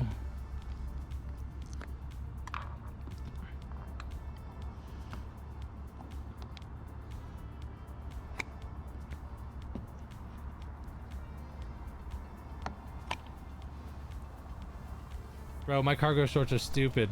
They got cargo shorts and then I got the tech Like pocket that. behind the left cargo That's shorts. how it's supposed to slide in. It never snapped, it slid in like that over there. So from here, I'm gonna lock in this side so I don't get any trash in there. Plus, this is the hardest side to get in. And then kind of want to just go from the center out. Because don't forget, I didn't shrink these quarters.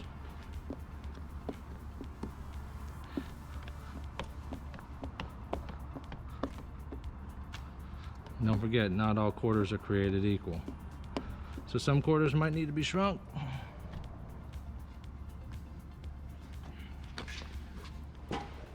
Finish it off. The blue tri-edge. I can't remember if I do a glare strip. I don't think I did a glare strip on this.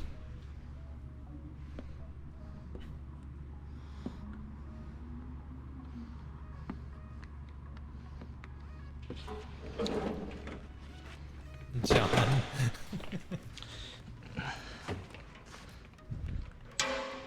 And that is it, ladies and gents. I'm gonna go ahead and hit a couple spots with my little chiseler. Got a little torch here. I don't think I've ever showed me actually using the old blade, About 5 seconds should do it. the old blowtorch.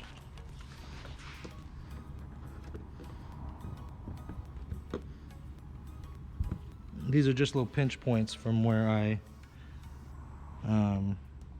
went from the top to the bottom. It happens especially more prominent when you're top loading.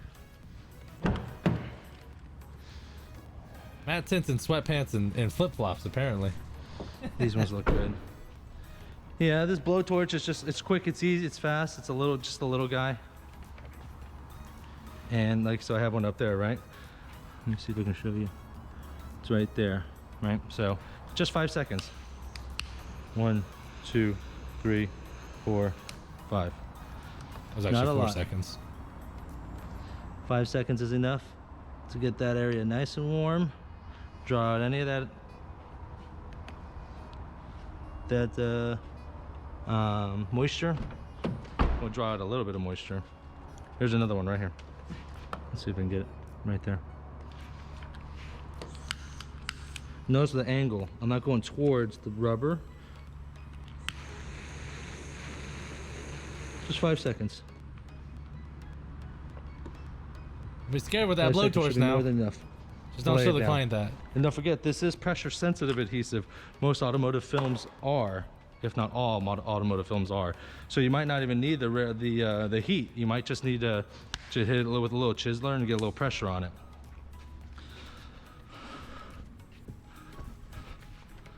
Well, I guess it doesn't matter. Normally I use fresh clean towels, but this car's fucking dirty already, so.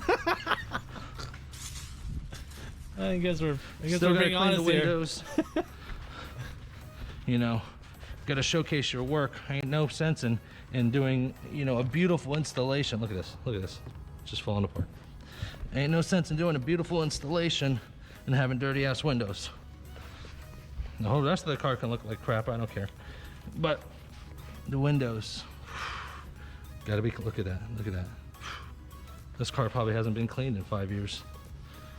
Yeah, my old lady buys all my clothes too. I haven't went clothes shopping in close to 10 years. I just give her the old card.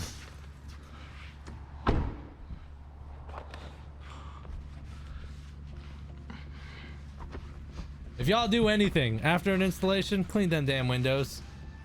The only people who keep them windows dirty is when they know that they have shit installed, so they're trying to hide the poor installation with dirty windows. Don't do that.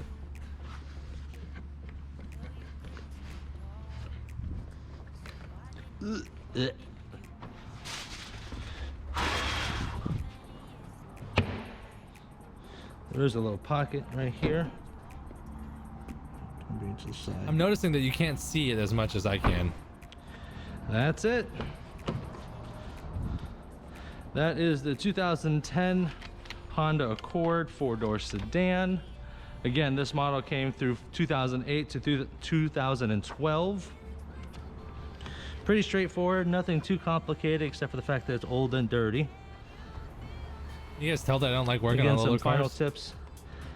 Probably when you're installing and you're shrinking the back window, keep the top a little bit longer. Don't cut off the excess. That way you can kind of pull it and kind of avoid any trouble spots that you might have in these top corners. Tends to happen. I think if there's anything else. Ugh. Let's just take it off. It looks better with it off anyways. All right, and again, this was a metallized dyed film, ATR 15 put across this. So that's it. John.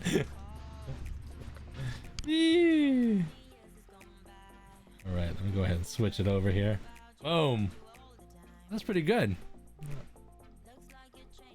I said that was pretty good. Yeah. Windex. You know what? And I've heard of people use the Windex, and I've heard people say you're not supposed to use Windex because it has ammonia in it, and when you use ammonia, it's going to eat up the scratch-resistant coating. I don't know if that's true. I've never done any long-term testing, but that's what I heard. You're not supposed to use Windex, especially on window tint. So invisible glass or clean glass is like a white spray can with like a girl like cleaning or some I don't know. That works too. How much for that car? I think that car was a metallized dyed film. At that shop they charge $179. $179. I'd like to see you do a new VW Beetle. The trick with the Beetle, number one, they stopped making them in 2010, I believe. Oh, good stuff. Tint, Matt, thanks. One live stream down, a million more to go. The Beetles, the trick with the Beetles is that as long as it does, if it's a turbo, then you got to figure out how to get that damn fin off, because the fin goes up to the bottom of the window, and if you have a turbo, that is almost impossible to tint without. I failed. I'm not saying it's possible, but I fail it. But when you're doing a back window on a Beetle, then just being able to pull, keep the top and the bottom long, and being able to pull while you shrink makes it a lot easier. Makes the difference. This stream did not suck. Oh, well, good. I'm glad. Are you saying that my other streams suck? Yeah, no ammonia. Where's out the scratch coating? They make ammonia-free versions of when they do make ammonia-free. I didn't know that. Let's see. Let me take a look at this fucking thing. Oop.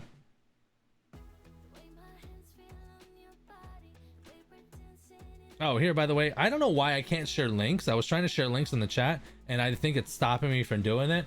So if you guys check it out here, if you guys go on, in case you guys have been on the moon and this is your first time tinting windows, if you go on YouTube and you find tint stuff, this is Matt right here. Look, he's at over 70,000 on the road to 100K. Really, really awesome. I can't wait for him to do it. It's gonna be good. Wait, hold on. I gotta switch back. Turn my camera on over there, then come back this way. That's what I was trying to show you guys earlier.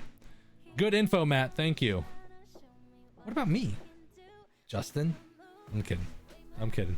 Well, let me see ammonia-free Windex. Ammonia-free Windex.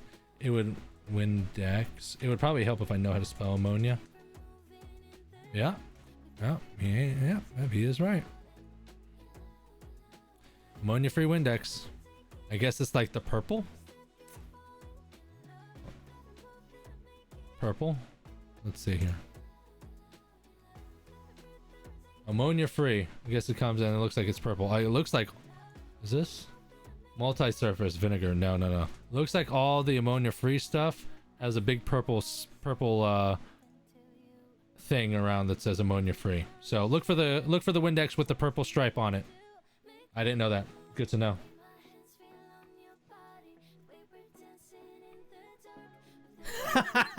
John says if you don't know about Matt, just delete your account and start over. Dang, bro. Ain't nothing wrong with busting little balls. Ain't nothing wrong at all with that. Oh yeah, if you guys are watching, you guys have any questions, concerns, shoutouts, criticisms, now is the time. Since I'm done, clearly I'm not tinting a car right now, so feel free to have any questions when we'll do this until it dies out, and then we'll go ahead and close out the live stream. Thanks, Jeff. Appreciate it, brother. And you'll be getting your DSP soon, and that gator soon, neck gator soon. Looks like I just want to double check because I'm trying to keep track because I don't want to tell people we have 10 and then we don't have 10. So I want to make sure. But yeah, looks like we have 10 left on the neck gators. Next 10 orders on DSP will get a free neck gator, just so you guys know. If you didn't, I wouldn't be here. Good point, bro. Good point. Okay. Well, I see you guys out there. I see the numbers. I know y'all are watching. I know y'all have questions. Y'all always do. Shoot them out to me. No question's a dumb question. Well, most questions aren't a dumb question.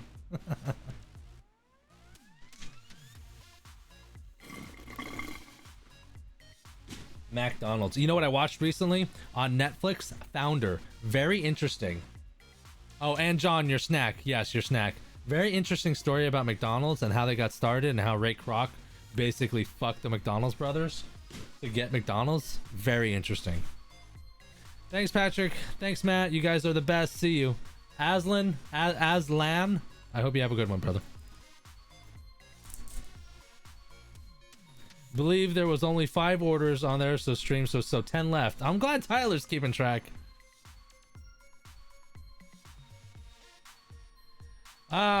Just started out tinting, looking for the best places to buy tint from and what brand. Okay, like, just because you're new, I'm gonna let you know.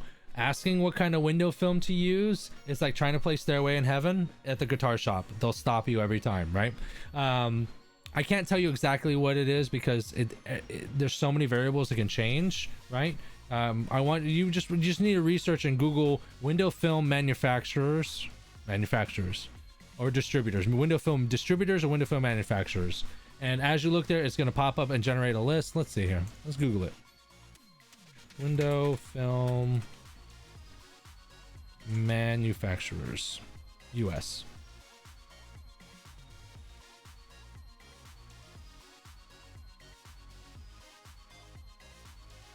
Okay, so here we go. Look, so I Googled window film. You can't see it. Hold on.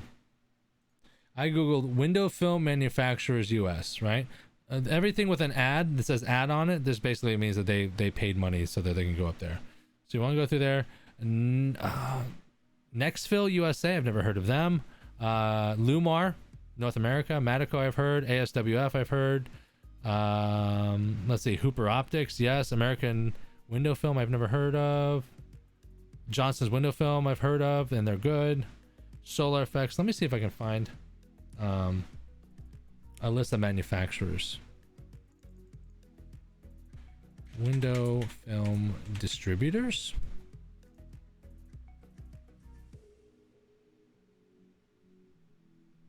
Oh, you know what? Here we go. The International Window Film Association website. This is North American distributors. So let's go. Apollo Window Film, Denko. Well, nope. Eastman, that's Lumar. This I thought they were. Oh, Johnson Window Film. Matico. Let's see here. Reno. Saint Gobain Solar Guard's a really great film. Scorpion Window Films. Solar Guard. I think that's pretty good. I say that's a good one. Start with premium charcoal from Tint Depot. Don't start with Lexington. It's like trying to shrink a rubber tire onto a window. You heard him. Justin started with NR charcoal from Tint Depot. There you go. Express Geo Shield. Oh, bro, you're getting some good answers right now. Tint Depot. Looks like a lot of people are saying Tint Depot NR charcoal is pretty solid. Go ahead and check them out. Go ahead and check them out.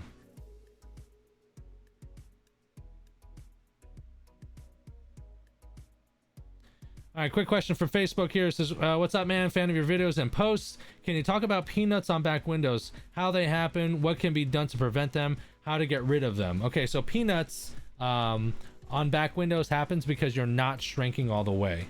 So you're tacking the film down, but you're not letting the heat get to the film enough so that it can get to the point where it needs to literally shrink and melt. Shrink. It's shrinking. Hence why it's called shrinking a back window. Right? So you can try to lay it down, and you can lay it down too soon before the heat gets to it. And if it's a small finger, it will lay down flat. The problem is when you install, it's not going to lay down flat. So don't rush the shrinking process, especially at the bottom and especially on the bottom portion of the window. You can kind of rush it on the top portion because you can get a heat gun and get it to the very top. It's very difficult to work fingers out on the very bottom. If the deck is felt lined and you try to throw a heat gun down there, most likely you're going to burn the felts. And it's just hard to get down there. So if you're going to do fingers, you always keep the sides tight. But if you're going to have fingers on the top or the bottom, you want to have fingers at the top. Just don't have fingers at all. But if you had one to choose one or the other, go for the top, not the bottom. So to prevent that, make sure you're shrinking all the way to the bottom. Let me see here. Hold on.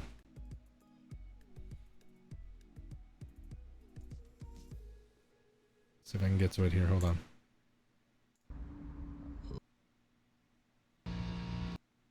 Another shrink.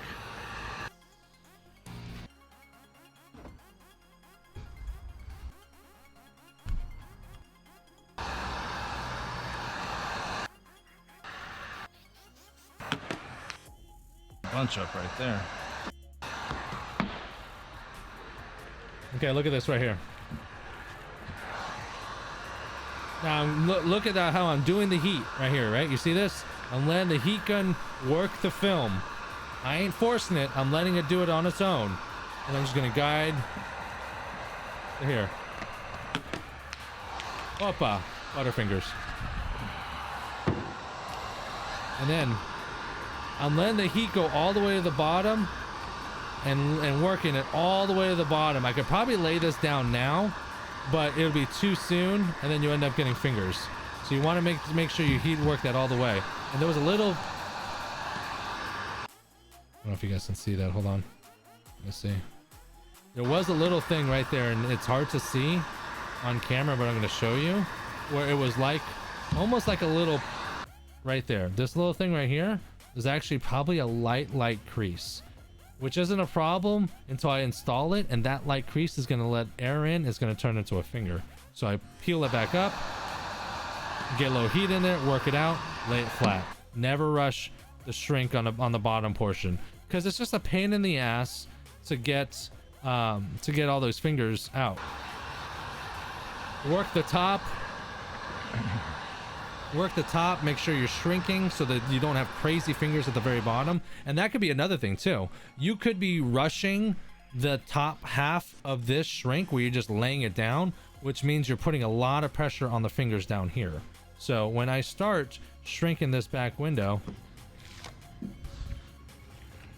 I have to turn it off. when I start shrinking this back, here's my H pattern. When I start shrinking this back window, I start up here and I go slow. I let that heat gun work. Work it. Let that shrink go. Work it. Let that heat go. Because if I rush this part, I could probably just lay this shit down right now. Well, what's gonna happen? All that excess film is gonna go somewhere. Guess where it's gonna go? It's gonna go at the bottom, and then you're gonna end up having fingers. And then if you're gonna try to overheat that, or it won't lay down because there's too much, that could be your issue as well. So you want to shrink evenly. This is why dry shrinking is the preferred method to shrinking back windows. Back in the day when they started shrinking, a lot of people did wet shrinks, and wet shrinks is just an inferior way to install window film, especially on the back window. A wet shrink is an aggressive. Look at this. Look at all the heat I'm working. I'm working the bottom. I'm working the bottom, letting the heat go all the way to the bottom. I don't stop just shy of it and just lay it down. I work that heat all the way.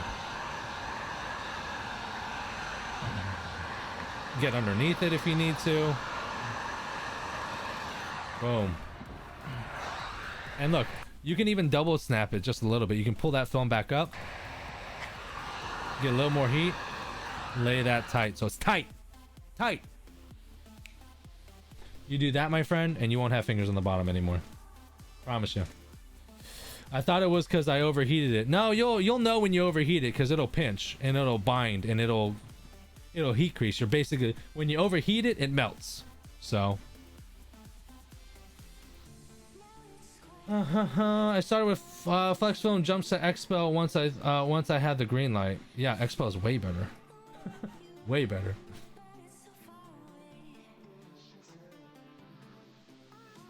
Solar Effects is my favorite film. If you have $750 for a minimum order to spend, just go with them from the jump. Seriously incredible film. Yeah, Solar Effects window film is not only a good film, but Sean and Robert and the whole crew over there, they know how to take care of people. They're not going to not answer the phone. They're not going to, I mean, I had some manufacturers laugh at me when they said that they're going to start. Maybe you don't reach a minimum requirement, they'll work with you, or they'll try to talk you how to get a little bit more business so that you can get that. Because manufacturers have minimum requirements to know that you're serious, that you're not just a DIYer, that you're not just an average tinter. They want to know that you're serious about window tinting, because they don't want shitty tinters installing their quality film, because then when it's on and it looks like crap, people are going to blame the film, not the installer. That's why people have minimum amount buy-ins and things of that nature. So you just got to prove to them that you're not a moron and that you know how to tint windows. Should be good. No worries, brother, no worries. Let's do, you know what,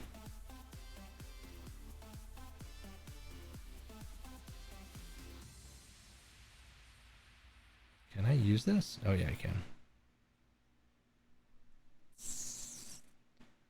I have a timer. Where's my timer?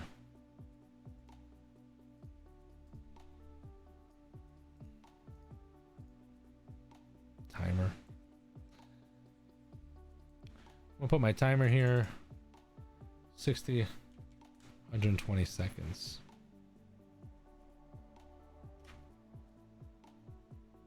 Boom. Now I have a 2-minute timer. Now I know when it is. What about using felt cards compared to Bondo hard cards? Do you think the hardness makes a difference? Oh, hell yeah. Hell yeah.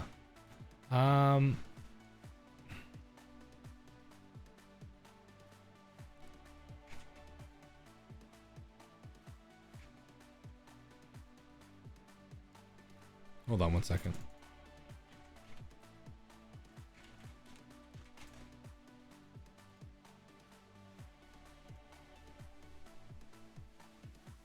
Okay, so let's look over here. We're going to look at some tools for a second here. This is Dragon Distributing. This is basically the tool distribution center and whatnot. Basically, this is where you go through to order film for solar effects. But let's go to cards. Oh yes, by the way, they're gonna be carrying dry shrink prep very, very soon. I'm in the process of making their initial order. Where the hell are the cards? Let's see, card cards. There we go. So you guys got to know the difference between different cards. This card is a Teflon card. Okay. These are also Teflon cards. Different hardnesses. The black is usually the softest. I like that one. And then these are Bondo cards. These are a little bit more rubber based, a little harder. These are Bondo cards, and then these are felt squeegee cards. I prefer like a felt squeegee, and I started with a black Bondo card, or a black Teflon card, and then I started using a MacTac. A MacTac is probably one of the better ones of the two. Let me see here. okay, so this is the one I was using right here, the Platinum Smart card. This is the one I was using. I used to use a black Teflon card. The Smart card is a very soft card. That's something you could use, and as you're pulling, not pushing, again, pulling. These other cards, they're hard, right? So if you fuck up or that film doesn't float and it sticks, you're gonna crease the film. So one thing I would suggest, let's see if we can find it. I want to look for it here first.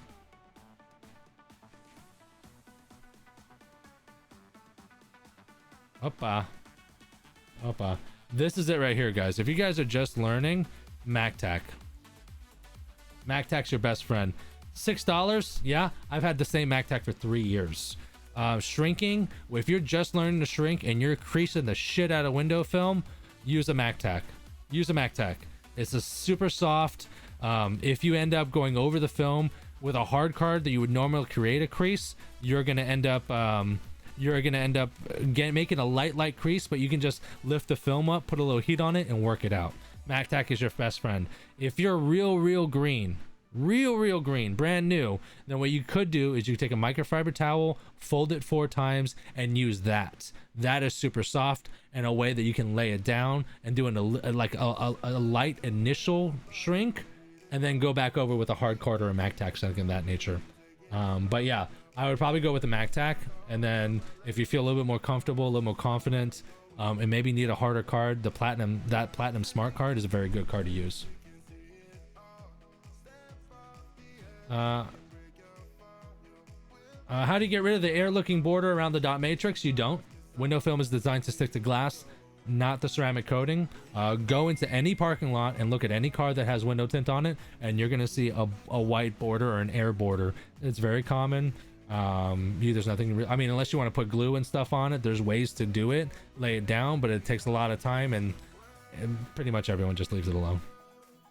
$7.50 isn't bad at all for a buy-in anyways. If you're gonna be serious about a company ordering a few rolls as expected, absolutely. Search if they have clay bars. Let's see, hold on.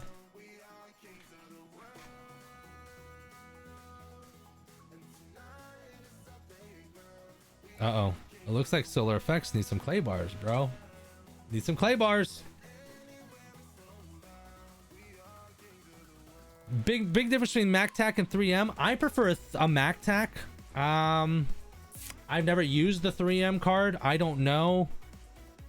A 3M isn't one to do cheap knockoffs, right? But I know of other companies that have bought cheap ass knockoff crap from China and then just had their name put on it, and they're like, oh, this is a MacTac, and they're still selling it for MacTac price, but it's ridiculously cheaper and the quality sucks. And yeah, just make sure it says MacTac on it.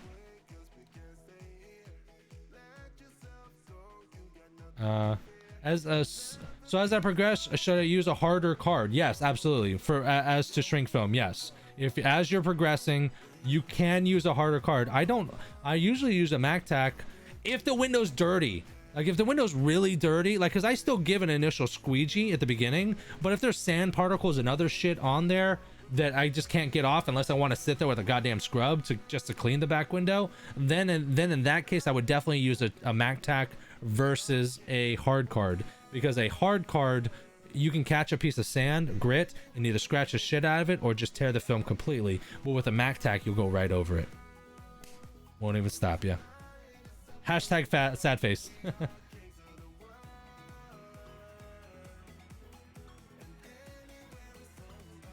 Just got me a MacTac for shits and giggles. That's right, baby. That's right. That's right. All right, guys. 2-minute warning. I officially have the timer going right now. 1 minute 57 seconds. Last chance. Get all your questions in until the next live stream, guys. Let's see what is on deck for the live streams.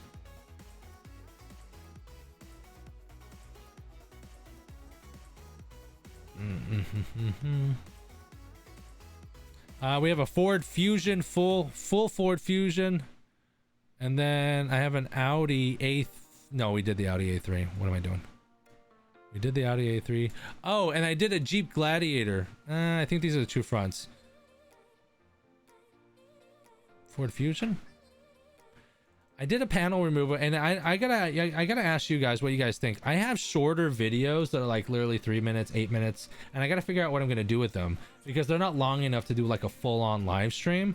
But this is good information, like how to pull the panel on a BMW, a Jeep Gladiator, how to pull the panels on those. I thought I had one more. Okay, Ford Fusion for sure. No final on that one. BMW panel removal, Jeep Gladiator, just the two fronts.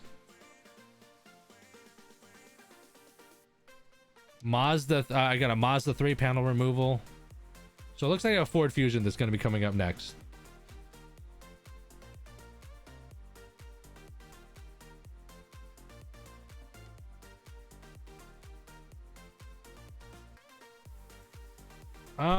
Tyler asked, I asked earlier, but I think you missed the question or I missed the answering. But how's the residential vision treating you?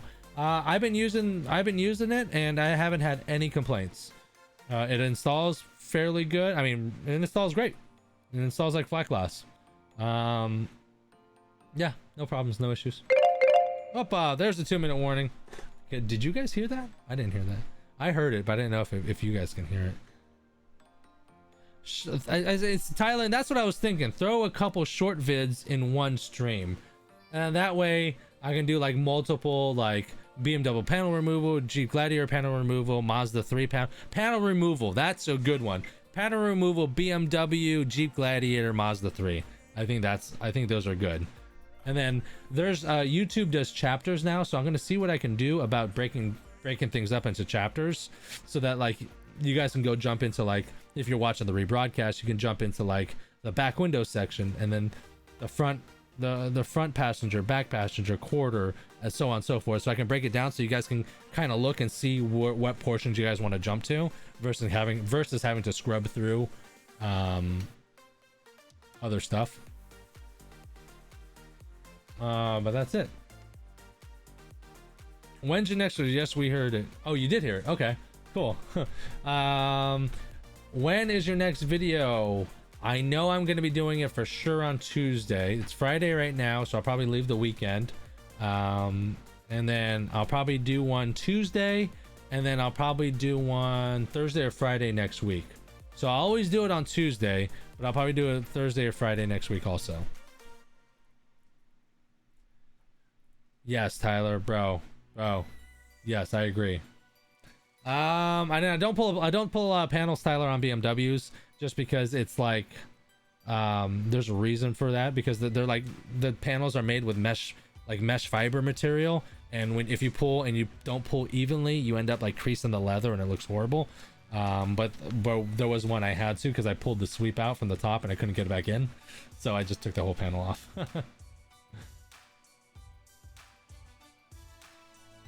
I use chicken breast to clean windows. Stop it!